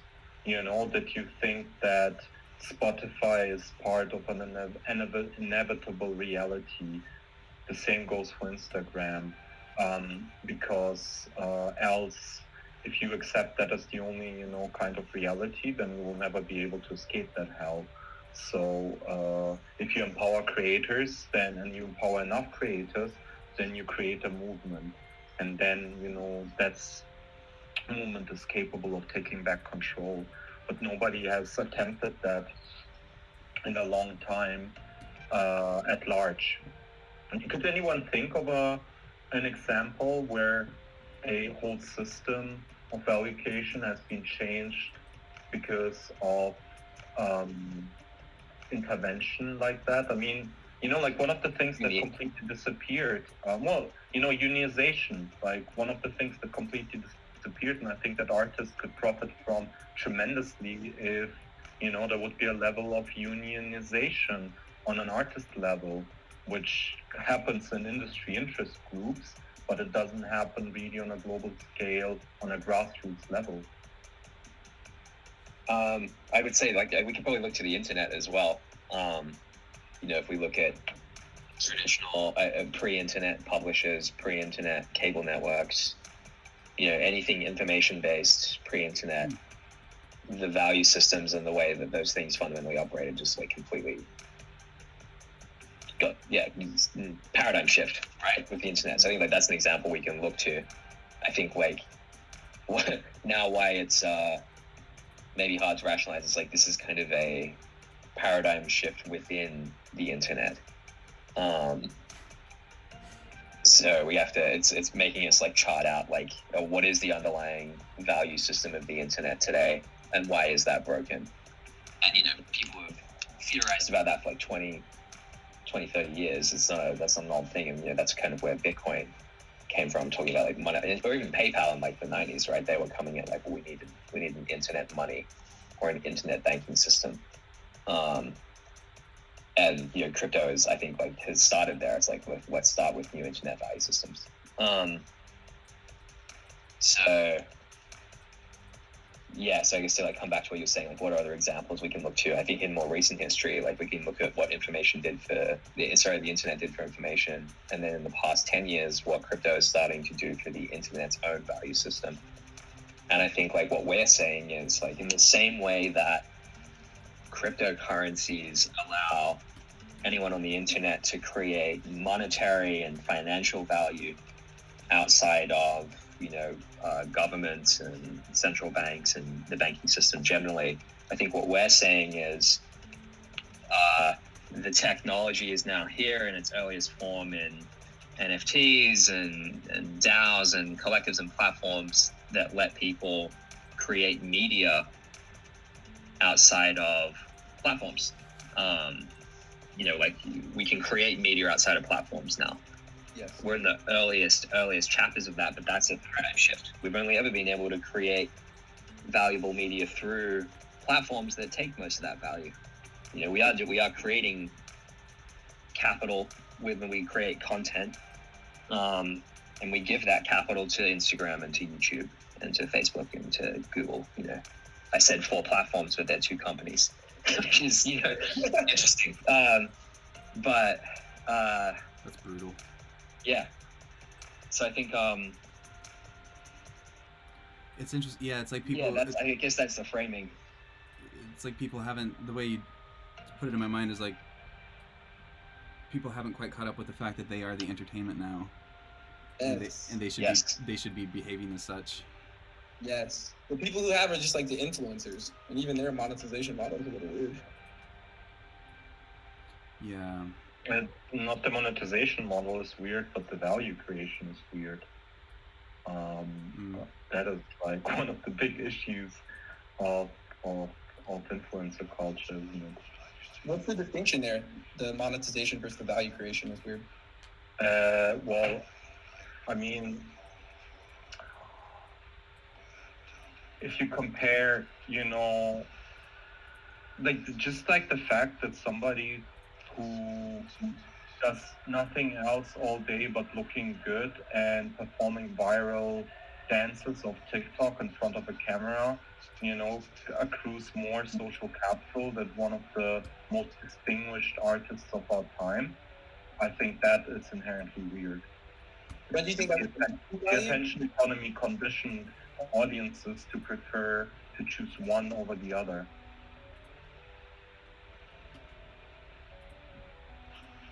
Interesting. This isn't. Those dancing videos are lit and very valuable. I think it's yeah. I actually I know what you're getting at. So Mikhail, I think what you're getting at is it's the fact that these value systems have to be at odds with each other within a single platform.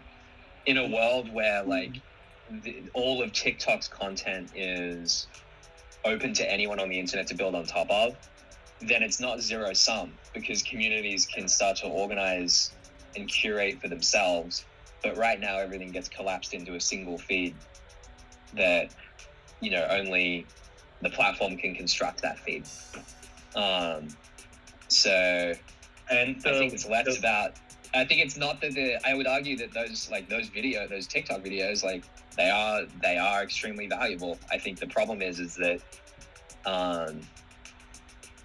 we aren't us as a member of the TikTok community can't completely and freely surf all of the content created in that universe. They can only they choose what they surface to us, which maybe skews the value of some things over others.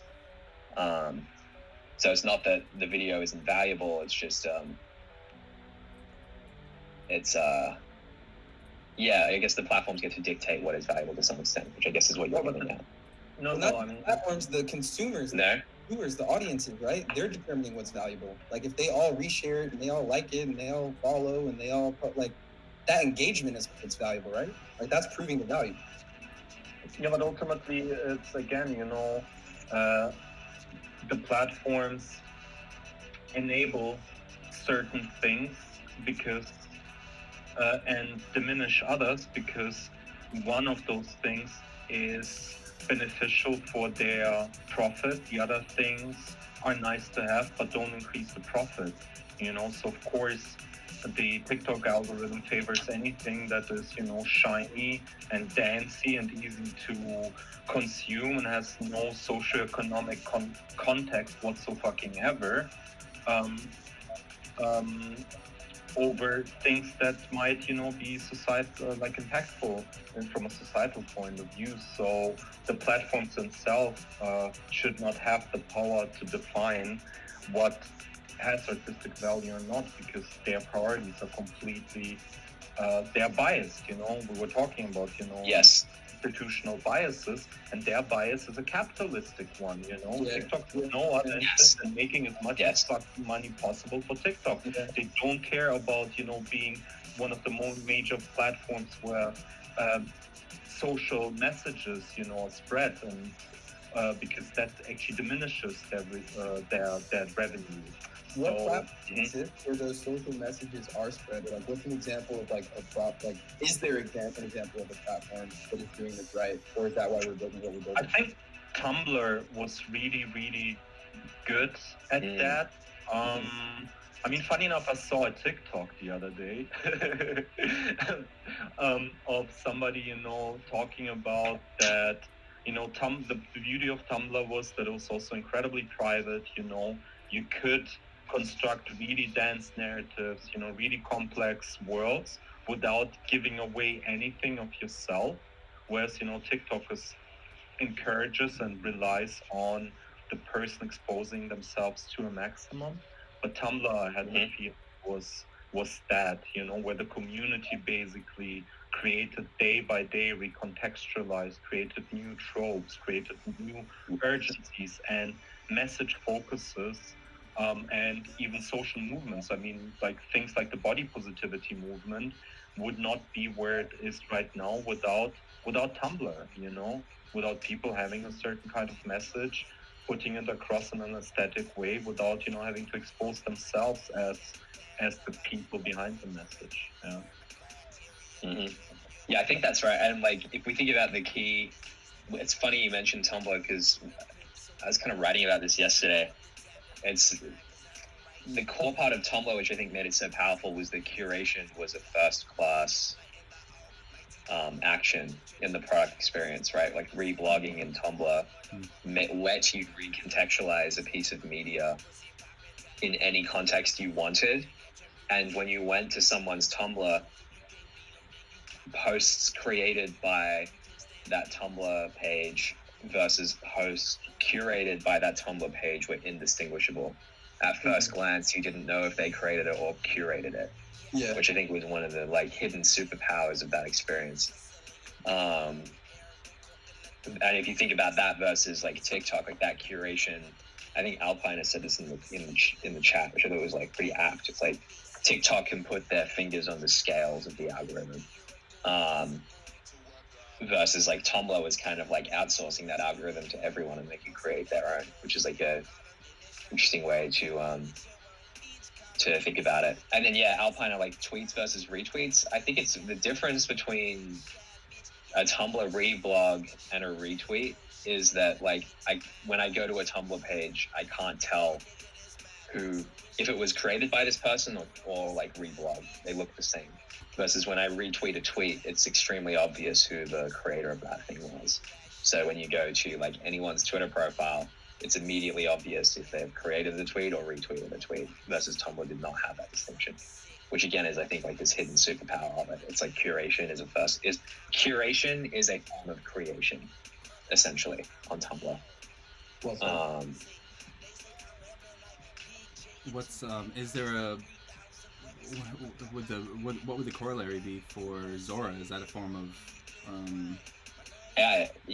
So the reason we've been thinking about it a lot is like how I always say like social capital billionaires should be actual billionaires, and Mikhail is like a lead curator of Boiler Room for 10 years. The amount of cultural value that he's helped produce and create over that decade is probably way more than any of us imagine. But in the current paradigm, like this he hasn't seen. I would imagine he hasn't seen much from that. In this paradigm, I don't know if that's like he could be sitting in some like 12-bedroom castle right now. But I'm not sure. But even if he was, maybe he should be in a 50-bedroom castle. Like I don't know the amount. Like that instance meme of Lenny, sitting at a desk in a white beater saying, "Don't tell anyone how I live." Right. Which is like, what the fuck? So for like Zora, curation being such a valuable thing and something that we think like curation doesn't get unlocked so much, but the value capture from curation does. Like people can curate no matter what, but now there's like a path to capturing real value from that. So yeah, we've really been thinking about what does that experience look like. I'm trying to think of what that would be. I guess that would be like if I. Like, yeah, you go. No, I mean I'm just. Yeah, it would be like if I could set up a gallery, a disposable gallery essentially, and then show any piece that I wanted in it, and then anything that was sold through my gallery by way of my having good taste, I would then get a percentage of. And then the artists would have some sort of permissions around what kinds of galleries they could be shown in, but generally they would be like displayable by default. And then yeah, interesting. I mean, I'm saying interesting to my own thought, but I kind of heard you like nodding in verbal agreement. That sounds yeah. It's like so for instance, if someone with a popular Tumblr, if Tumblr had actually had anything on it for sale, well, it would be like an influencer for clothing brands, if they had gotten. Yeah, like if the affiliate, if the affiliate model had actually worked out in a way that made any sense, God, that what a miserable racket that was. Then that's kind of what we're describing, or what you're describing. Yeah, how cool. Hurry up, man. We're doing it. I'm doing it. I was trying this inlay pattern thing. I don't think it's gonna get anywhere interesting. Not that we would want. Again, the reason this, what I was doing with this line work, it looks, whoa. It looks like they're ping-ponging around, like, or like moving really quickly. That wasn't my intention, actually. I'm still thinking about like warp or portal, or what I was gonna try and show was like a sphere manifesting in two spots at the same place. But after I saw this, I got discouraged by way of how much motion it has to it, which I think doesn't feel right. Like this feels.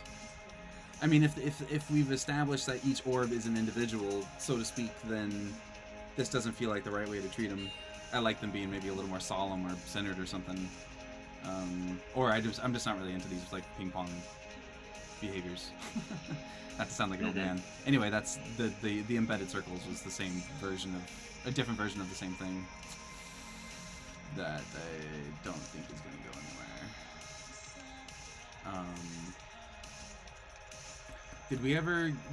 So like what are the practical applications in terms of audience around I mean, I feel like you guys, or we kind of know what the voice is or how we're going to be speaking, but I suppose it is kind of interesting to keep talking about, like, who are we speaking to?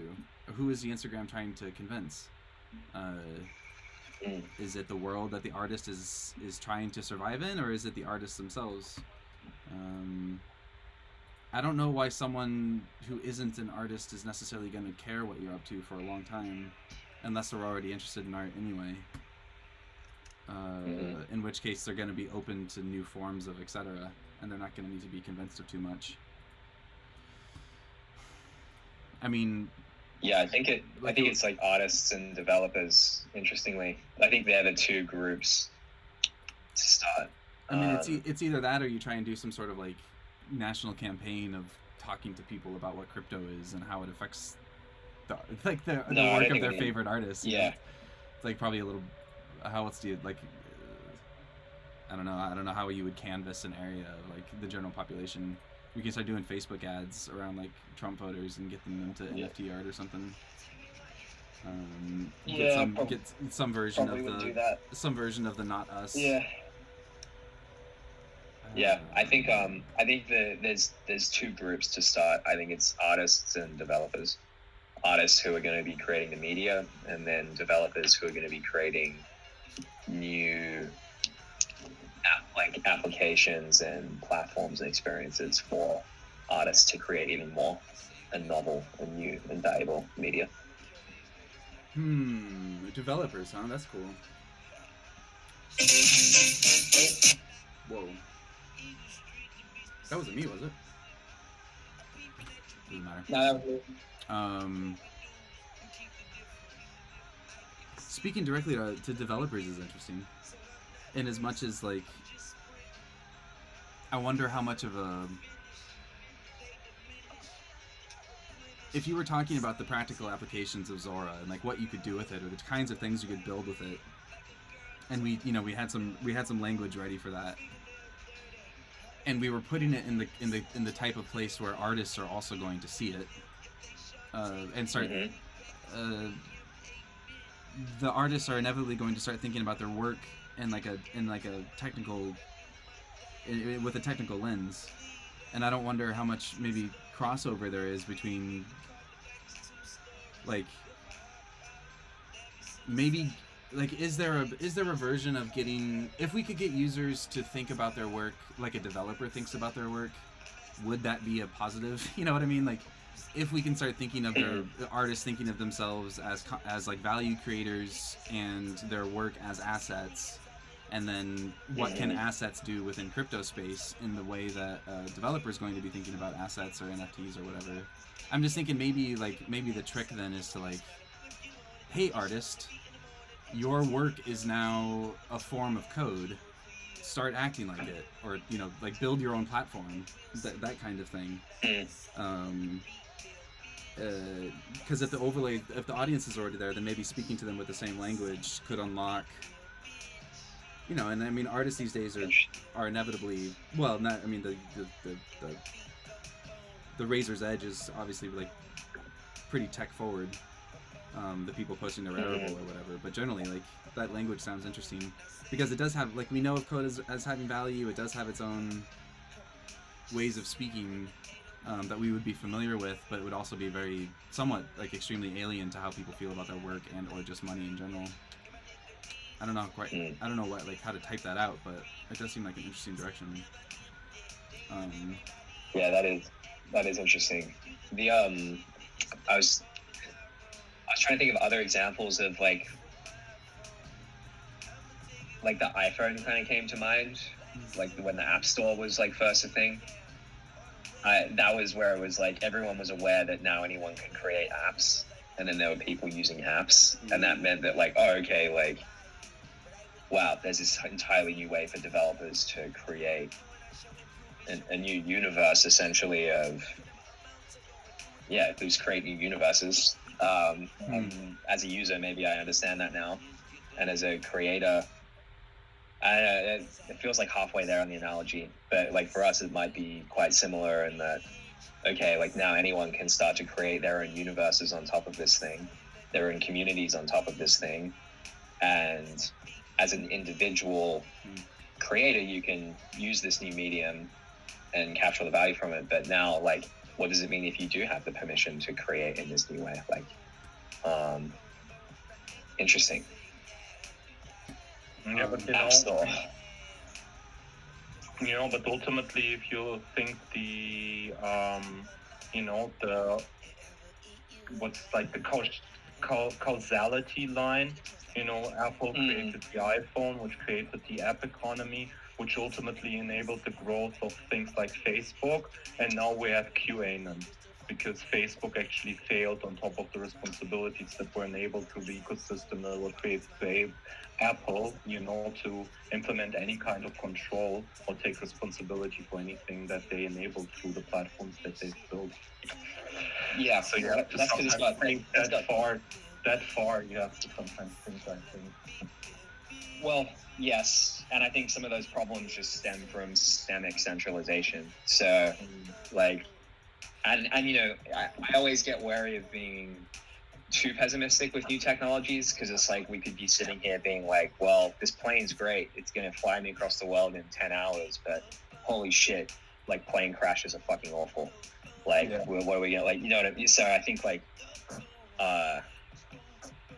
So I agree with you. It's like, yeah, I mean, the App Store, I think we can say pretty categorically that the iPhone and the App Store is like a net positive. But I think we can very easily call out like the systemic issues with it as well. And I think we understand what those issues are. And like crypto is like in part a direct response to those issues. And like, yes, new ones will arise, but I think those may be unforeseeable, and then if they do become known, hopefully new solutions come, and like, you know, that's part of the evolution of technology. So I wouldn't not do it, because it's like, well, what if we end up in some other extreme situation?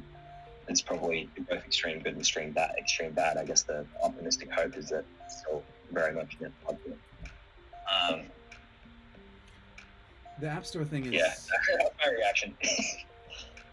Yeah, the App Store thing. Sorry, you go, Ben. Well, I mean, it's just interesting. I mean, it brings to mind a couple things. One was, yeah, how empowering it felt when they did open up the App Store. How frustrating it was when they had apps but no App Store, like when the iPhone first came out. And then also how frustrated I've become since then that Apple doesn't allow things like art apps. You can't do apps that don't have like a function or a purpose. You can like you can't do a fine art app and put it in the App Store. And so framing this as like, I mean, I would be curious. There's an interesting overlay between what we're talking about with the need for the artist. A successful artist on Zora is still going to need to have a community.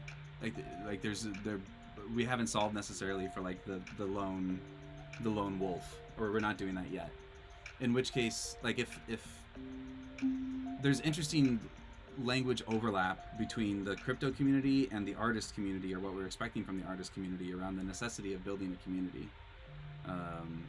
Like you have to be able to do this, or like this is the glue that's gonna keep your future together that we're promising for you, essentially. And so there's this the wisdom that's coming out right now, or like maybe coming out again cyclically within the crypto community, is like, oh yeah, community first, and it's the same language we're going to have to use with artists to some degree. And it's just funny or interesting to think of these artists as founders or entrepreneurs in the same way that these crypto company CEOs, or you, Jacob, or you, Adi, are launching these platforms. It's like we all kind of have to be doing it. We all have to approach it the same way. And so I guess maybe what I'm trying to say is that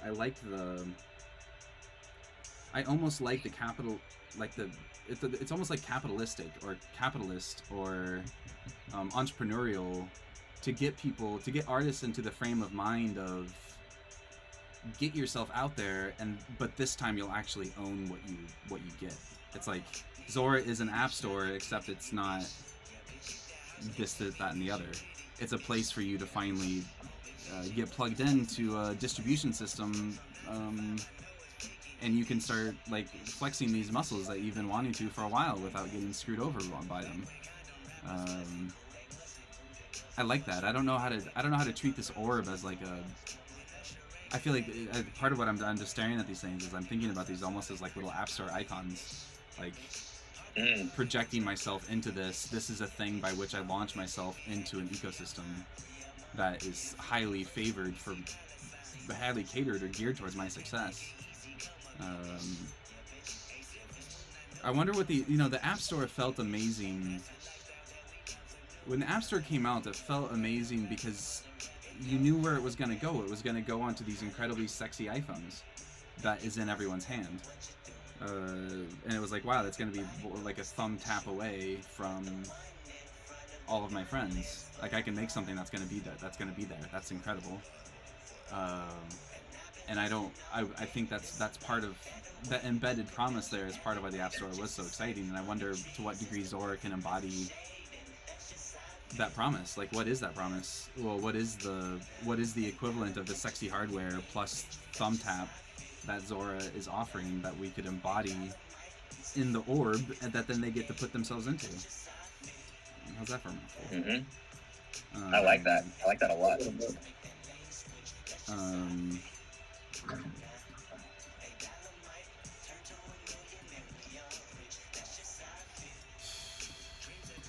I mean, it's the equivalent would be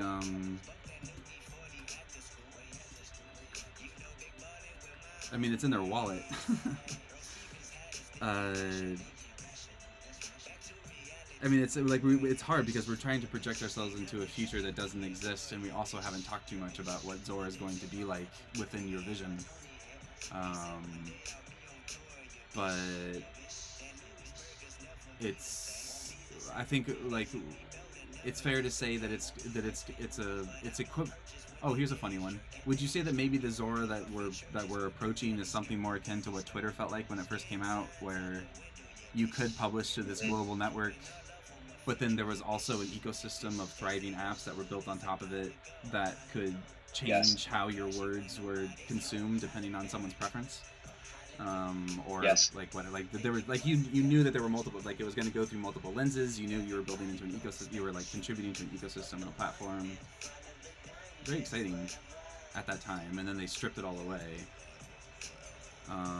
So Zora's like that. Zora has that social network tool set.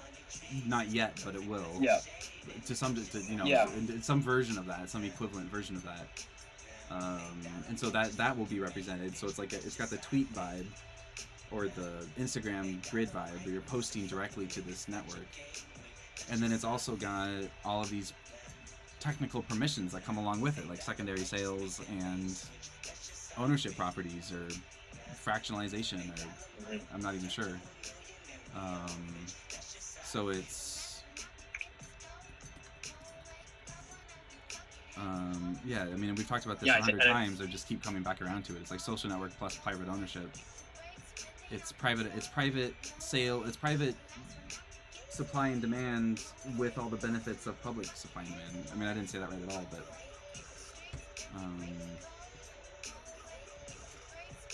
yeah, and I guess to like hit at the difference between like Twitter and Tumblr, between Zora and Twitter, it's like we couldn't stop. Like, unlike Twitter, who eventually turned off access to all of these like amazing apps built on top of it, we won't be able to stop anyone ever from doing that. And we won't be able to stop anyone. Yeah. It's like the protocol, the way we're deploying it is permissionless and unstoppable from day one. There's no we won't be able to stop anyone from using it. There's no opportunity for heartbreak because there's no heart. Yeah, and like the only real heartbreak, the heartbreak could just be us as a team, being like, the heartbreak is like maybe this doesn't work, but that's something else. That's small scale compared to here's this amazing and rich ecosystem that gets ripped out of everyone's hands in front of their own eyes.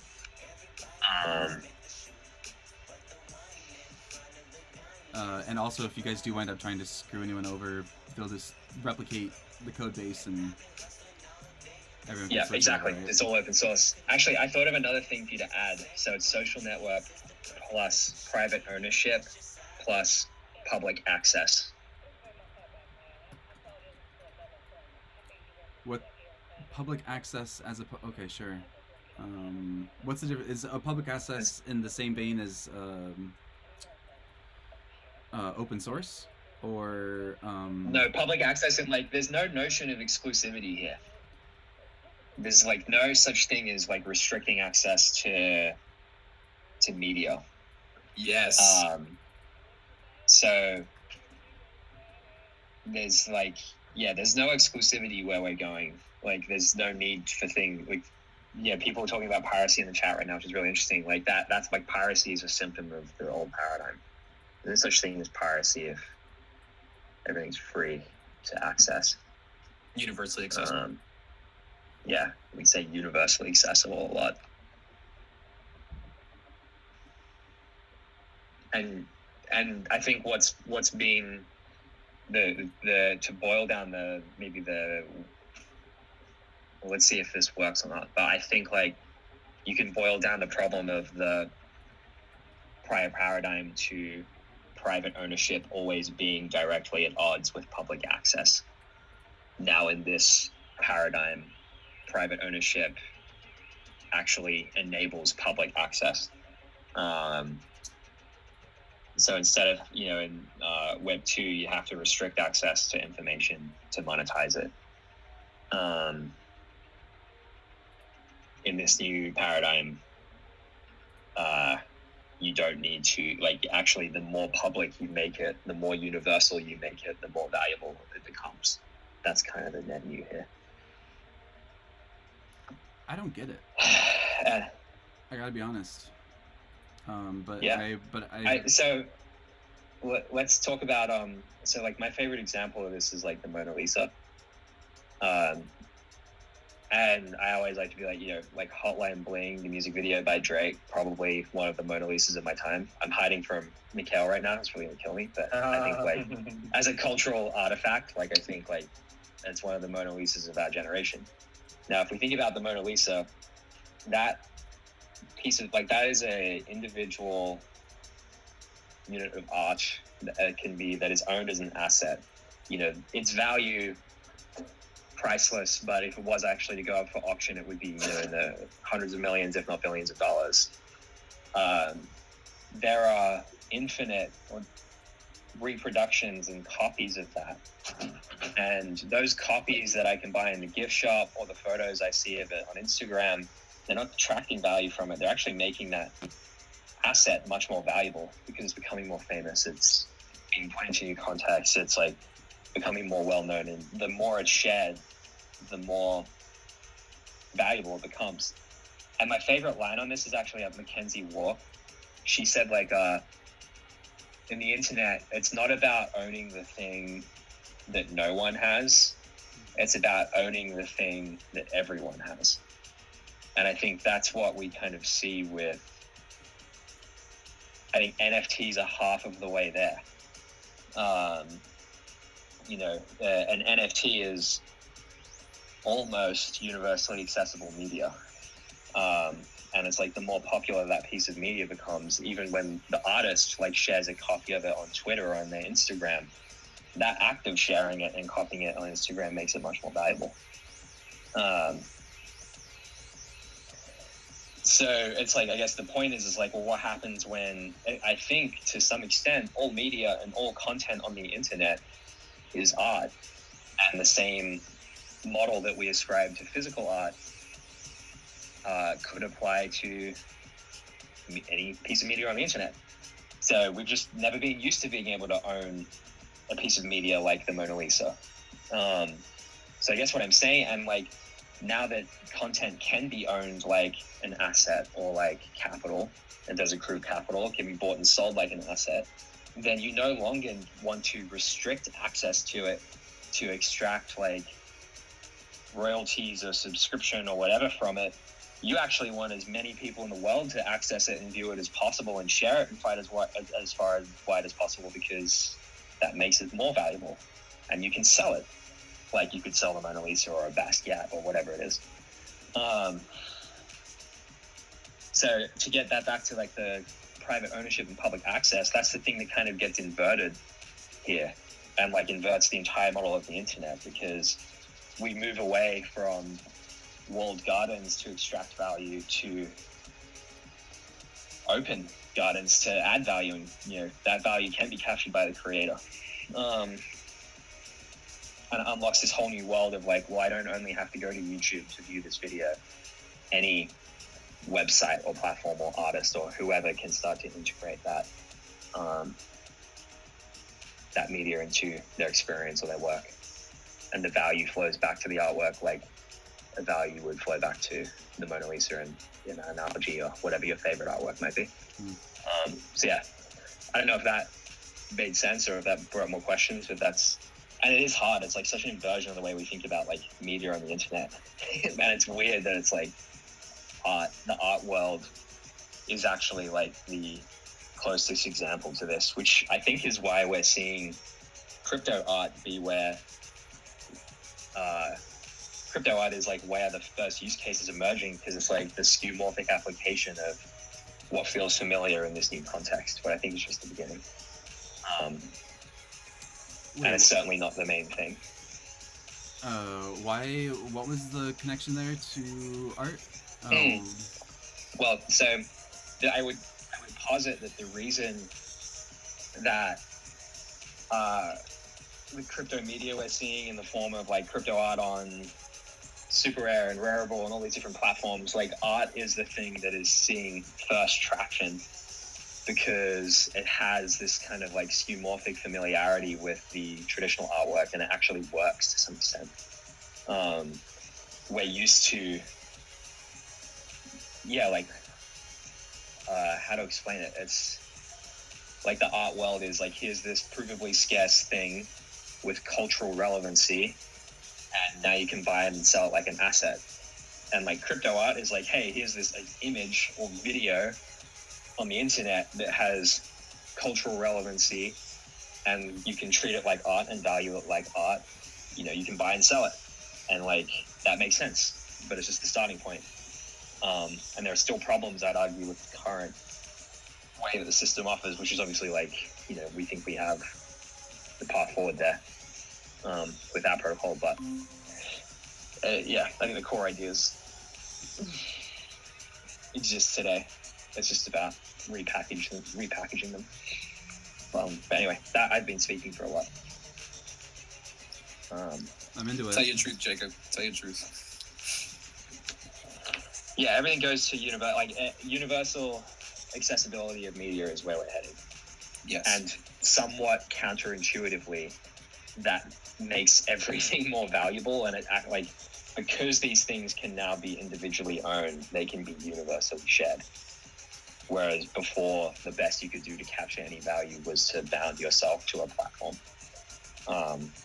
who would take most of that value and would have to put up these walled gardens to extract that value in the first place.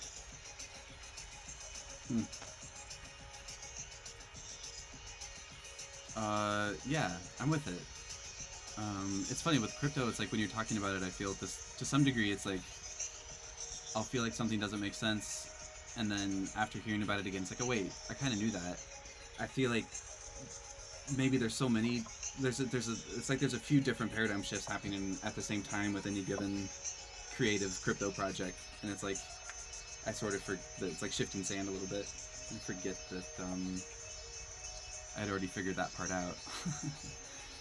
Not that that's what happened here. It's just kind of funny how, yeah, it does sound familiar as you explain it. And it's weird. It's like as you enter the mind state or the frame of mind, the concepts make sense, but the further you get from them or thinking about them actively, it's like your brain got inverted. It got verted, and then it has to get inverted again. Right. You've been normalized by. I like where you're going. I like where you're going with this I like where you're going with this a lot in Illustrator. Barbara Kruger doesn't own this. Drake doesn't own this. Kanye doesn't own this. Taylor Swift doesn't own this. That is heat. Strong. Mm-hmm. I wonder if in Prince's case, I don't actually know I don't know the history of that well. Maybe he actually won did he get his masters back? He probably did. But yeah, like I don't know. I'm glad you're into it. I'm trying to think of what Mikhail was saying about like setting the stage for thinking of this within the existing paradigms. You know, it's like artists will get stuff. Maybe what are ways we can talk about it in a way that non-artists will get, maybe. But I mean, not that this doesn't appeal to artists. That was kind of, I don't know. I think maybe reminding them that even if you make it big within the current system, who do we need in here? We need like Jake Paul or whatever their names. Who are the YouTube stars these days? It's like, even if you make it big within these systems, you don't own your shit, and you're not. You're still their slave. Yeah, probably like David Dobrik or David Dobrik. David Dobrik, yeah, Charlie D'Amelio, Addison Rae. James Charles, Addison Rae, yeah. It's yeah, funny, James Charles, big one. I think I just talked to a Dobrik associate. Even Kylie Jenner and her Instagram, like she's got like the most viewed. She's probably got the most viewed Instagram post in the world, and she doesn't like own like she's getting good cash for them, but like she doesn't own them.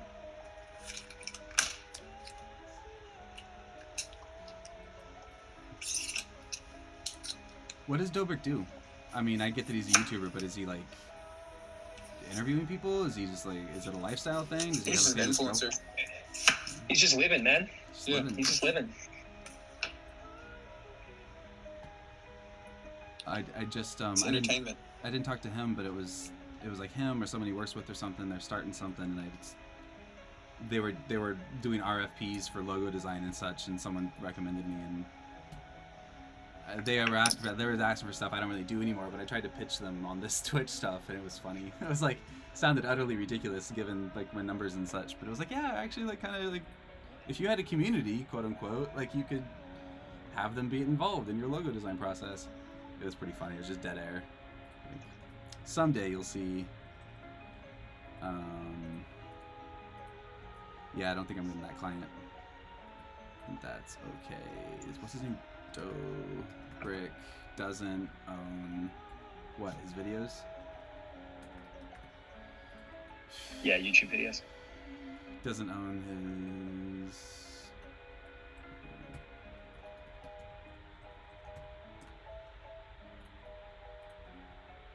Yeah, I'd probably do like Kylie Jenner doesn't own her IG, like Addison Rae doesn't own her TikTok. James Charles doesn't own his Be cool too if it wasn't just ownership. yeah, his YouTube. Yeah. There's probably a few ways to slice it in the sense of it's like Dobrik makes 7 cents on the dollar compared to Google for his videos or whatever. You know, like Prince makes, I don't know, like again, we're not trying to we're not trying to talk about value exclusively. Maybe, I mean, maybe there's other ways to talk about this, like Drake's community is Capitol Records audience. Sorry, it's not Capitol Records. I don't know whose label is. I'm just saying, like, can we say it in a way where it's like Dobrik's community is Google's community, like that kind of thing. Where you don't even get to own that part. I mean, that it almost sounds positive when you say it that way, which is wrong. But oh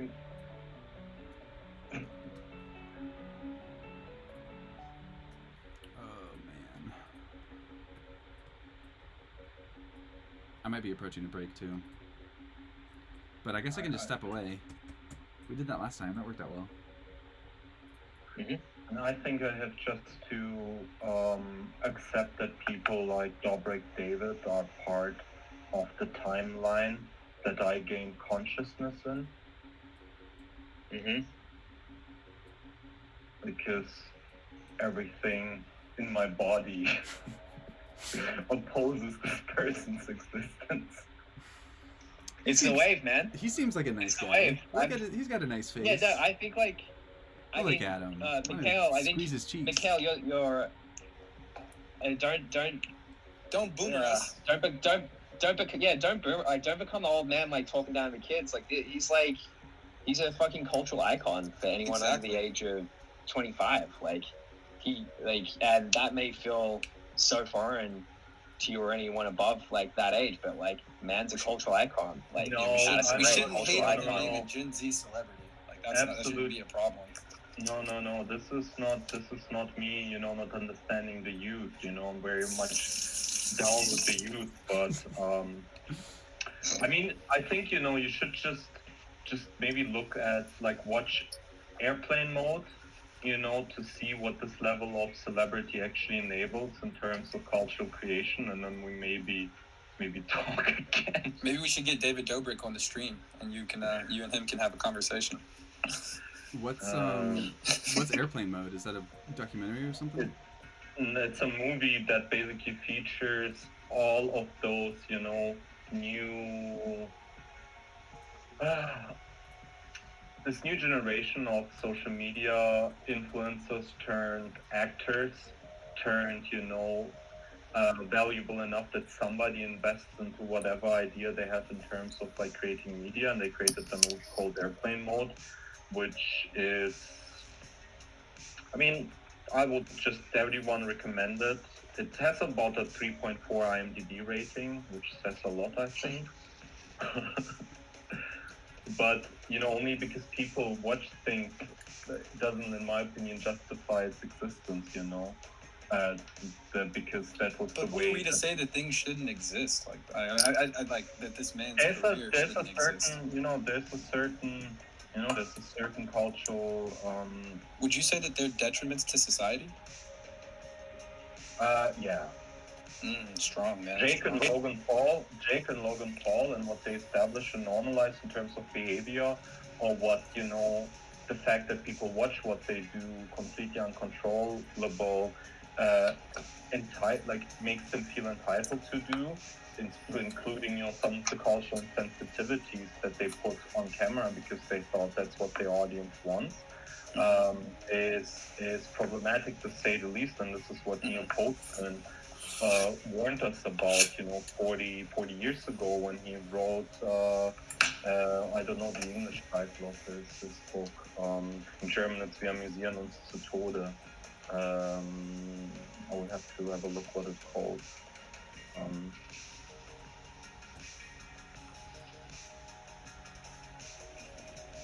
Is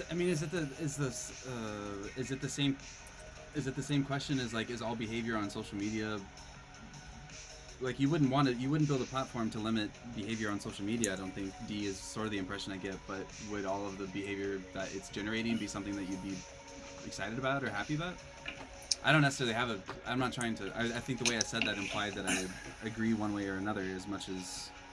No, I think you're raising a good point. Like I don't think that all of the media and the content that's coming out is extremely productive for society, but I think we shouldn't demonize these cultural icons in a way, or make them out to be like their existence is bad or whatever, when I think there's so many people, I don't know, I guess I'm wrestling with the idea that maybe this influencer stuff might be bad, but there's so many people who are looking to these individuals as kind of these cultural epicenters and icons, and they have so much influence over society. Maybe if we were able to channel some of this into a more productive channel, then it could be positive. Instead of us just hating and writing off what they're doing, what if we were able to capture some of that and use it, or maybe provide them with the tools to now use that in some new ways? I don't know. Well, it just seems like it's slightly pessimistic and I think if we communicate that outwardly, we could turn off a lot of just amazing individuals. But yeah, I'm a little hesitant to hate on people's success. Yeah, but the thing is that has nothing to do with hating on people's success. Let's take another example. Another YouTube celebrity, Shane Dawson, who basically enabled through this large platform. He's one of the biggest people on YouTube, a contemporary of Jake and Logan Paul, who through his success, and basically the fact that there were literally no with systems to hold him accountable, ultimately, normalized what I would consider, many people consider, pedophile attitudes, because he was sexualizing his audience, which was largely teenagers. And now you have a generation of young YouTubers coming up who now old enough to understand what he is, a media celebrity who had nobody was controlling him because he was not working in a completely control-free environment. What he basically did to them just through the way he normalized his attitude towards his underage audience. And those are conversations of trauma, and if there are no, this always about societal consensus, that decides what is okay, what is not okay. But there are also certain kinds of institutions that have to lead the constitution of that consensus. And I'm not talking about censorship, I'm talking about that some people and some creators are unfit to decide whether what they do falls into some sort of moral ethical code. And that's why you have to have certain societal contracts that do that on the behalf of society as a whole. And some of those platforms like YouTube basically completely fuck those societal agreements that we have amongst each other, as a society. They circumvented that, which why social media platform would you say has the best algorithm, or are any of these platforms getting this right? I guess that's Or the are any of point. these That's influencers the being problem in the paradigm. That's the problem with the paradigm, is that like we have to pick a single one. Yeah. Like in a world where all of this content and media is open to everyone, then we don't have to opt into a singular. We have to choose our algorithm. We can either be it ourselves, or like there's this open, transparent market for it. I don't know, I feel like we're going off deep.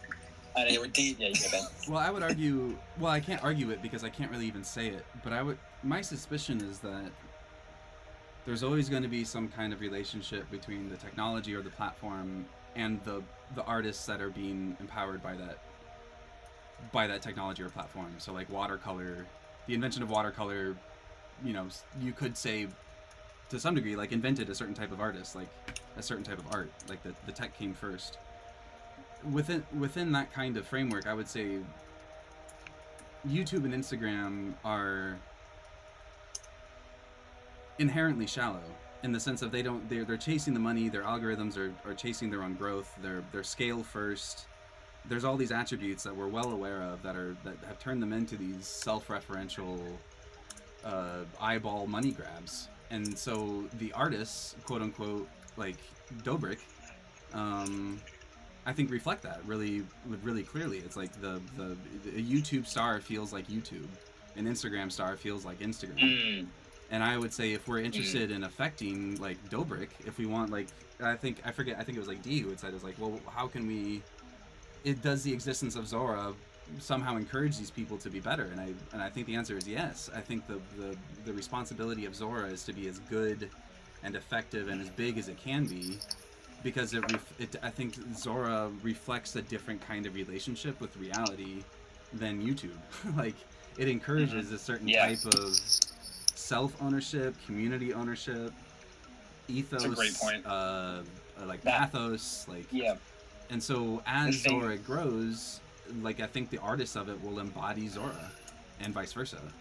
They won't embody Zora. They'll embody themselves. I guess the point is like, I think like the thing you just said is like, yeah, we're seeing the YouTube extreme of Dobrik, or the Instagram extreme of like Kylie Jenner, or the Spotify extreme of et cetera, like we're not seeing them, the Dobrik, you know what I mean? Like they're having to conform to the incentives of the platforms that they're a part of. And why I say that they don't have to embody Zora, they can just embody themselves, is like the protocol we're building, like it's not owned by us. Like it isn't. It's like it is. Anyone can use it in any way that they want, and no one can stop them. So, and like it's true that we'll have our own Zora platform or interface on top of that protocol, but and like, you know, we will have our own opinions and like direction that we can build that in, but anyone can go build their own platform on top of that too. Or they don't have to do it through our interface. They can create their own one. They can create their own experience. They can create their own community on top of this. And the reason that it's all in the shared layer is like, you know, it's like it would be hard to start YouTube. Well, it is hard to start YouTube or anything from scratch, really, because the media and the content's bound to that platform. But by building on top of this shared protocol, we all get access to the same media in it. So they're not these like completely independent, independent. They're not these disconnected spaces. Like we can start to construct our own communities and experiences on the same thing. So yeah, I get like. Yeah, that thing you said really hit. Like we're seeing the YouTube version of Dobrik, not the Dobrik. We shouldn't have to embody a platform. We should just be able to embody ourselves. That's yeah. Well, I feel that like makes sense. I feel like that ended. I was with you right until the very end, which I felt like was maybe mildly naive in the sense of, even if Zora, 100 years from now, crypto is going to be a specific thing, Zora will be a specific thing. Even if now it feels like you're becoming water that everyone can swim in, Zora has certain properties, certain parameters that people will have to conform to some degree, I would imagine. I mean, I can't step into your imagination in terms of what we can do with it, but... And I think that's okay. Like, it's okay to be a thing. Zora is a thing. Zora embodies certain things. And it could be that what comes next is going to be more centralized. People are going to be like, oh, decentralization was a terrible disaster. Communities are like, oh, fuck. You know, and then they're going to be like, oh, yeah, let's learn from Zora and what they did wrong. I just mean, like, it's okay for us to, like, I don't think Dobrik has to become Dobrik independent, like, just, it's not like YouTube Dobrik's becoming Dobrik. It's YouTube Dobrik becoming Zora Dobrik, as far as I'm concerned. And that's, Wow, nice. and that's better, because Zora embodies things that Zora has Zora's "don't be evil" statement is embodied in its code in a way that Google's never was, you know, which is very cool. Zora's "don't be evil" statement is embodied in its code. That's really cool, Ben. I like Dobrik Zora. Zora Dobrik. We all have a Zora. We all have an inner Zora. Yeah, but we also all know how meaningless now the "don't be evil" statement ultimately was. Yeah, it's like it's not a "don't be evil" statement. Delivering AI to killer drone companies. Don't be evil as long as it doesn't. Mikhail, what can we do on this call today to make you happy? I'm very happy. What can we do to get some optimism? No. I'm completely optimistic. The thing is, you know, what I'm always, what's the responsibility, I think, when you build a platform, is that you have to think the perversions that it enables, and perversions that don't talk in a sexual sense, but, you know, you take the idea and you magnify it into its utmost extreme, because I think you have the responsibility, you know, to think that, and this is all, you know, and especially, you know, when you're enable to do people to do things that were not possible before, you know, it's basically, you know, you have to approach it the way you would name a child. When you name your son or daughter, you have to think, what will other 7 years old make out of that name, you know? Like, if you were 7 year old and you name your kid a certain name, what would be the worst thing a 7-year-old can make out of it? And if you come up with something that would even insult you as a grown-up, think of another name. You know what I mean? Yeah, I feel that. Yeah. And that is, I think, a responsibility when you design a system, that you do think to the sociopolitical and socioeconomic implications of that are also part of the responsibility of designing a system. Because you can't, you know, just throw something into the public and then, you know, shrug emoji. True. We find ourselves with fascism banging at our door.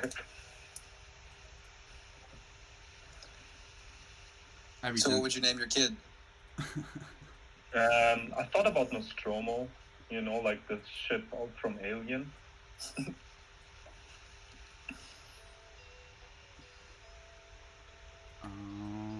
But that would make it complicated because I'm Russian and their child, Nostromovich, yeah, that works. So Nostromovnaya, yeah, that works. What were you just saying? It like conflicts with a word that would normally be around a kid's name, or? Sorry, Ben? Well, it's just what you just did, a translation in your head of something, and I was wondering what it was. Oh no, because in Russian, you know, you have your first name and then your middle name is your father's name. So my father's name is Ilya, so I'm Mikhail Ilyich, and my sister is Anna Ilichna. So you have to think that one. But anyhow, it's not relevant. No, I'm not negatively. It's just, you know, I'm trying to think of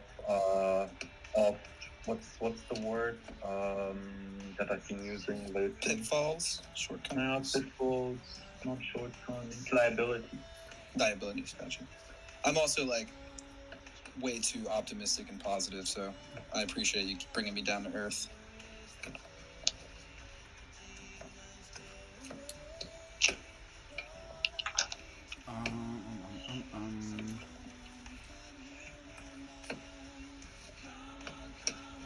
Well, I might step away. I want to process all this. I mean, this is our Wednesday. we've got tomorrow yet too. I didn't like this. This wound up being much more of like a podcast than it was a work session. Which is Yeah, I think it feels like we're following the same pattern as last week, which was the Wednesday we spent a lot of time setting context and then exploring the kernels of some ideas, and then the Thursday ended up being like purely focused and dialed in on like, I don't know, they were able to sit in our minds for a little bit and we just went straight into the design. Mm-hmm. So I kind of feel like we could like, I kind of need to go too in a little bit. So maybe it's like the break is between now and tomorrow. I don't know if D and Dan and Mikhail, if you want to keep chilling out now, you can. And then maybe tomorrow we just like, we dial in specifically on just like design focus versus, you know, galaxy brain philosophical. That sounds good to me. Just don't invite me tomorrow, then you'll be able to focus on work instead of having in-depth conversation about media theory and responsibility in policy. Yeah, I'm a little annoyed. I couldn't just be a little frustrated. I couldn't just be shallow here. Definitely my usual preference. But I can anyone who's interested remoting the topic, read Neil Postman, Amusing Ourselves to Death. It's a book that is still one of the most relevant sociological books that has ever been published, and yet still kind of predated most of the things that surround us in terms of media. I'll post it in the chat. Sounds good. Yeah, cool. Thank you. And yeah, no, that's cool. Let's call it. Let's we can follow this wave. This is great. And yeah, I want to keep futzing, so I'll probably come tomorrow with some new stuff.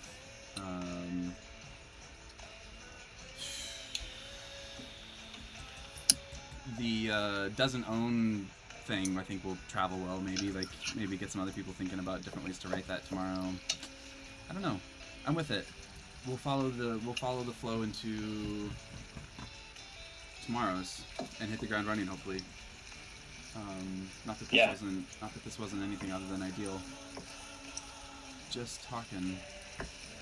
So, Mikhail, thanks for coming. This is great. Yeah, Mikhail, you should come tomorrow. I mean, you know, it's not that I have any appointments or DJs to attend to. Alright, guys. Alright, sweet. Well, same bat time, same bat channel. Let's do it. I'll see you guys tomorrow. Yeah. Let's. I'm getting ready for some Figma design fun tomorrow. It's gonna be good. Looking forward to it. All right. Cool. All right. Hanging up. Thanks, guys. Thank you. All right, guys.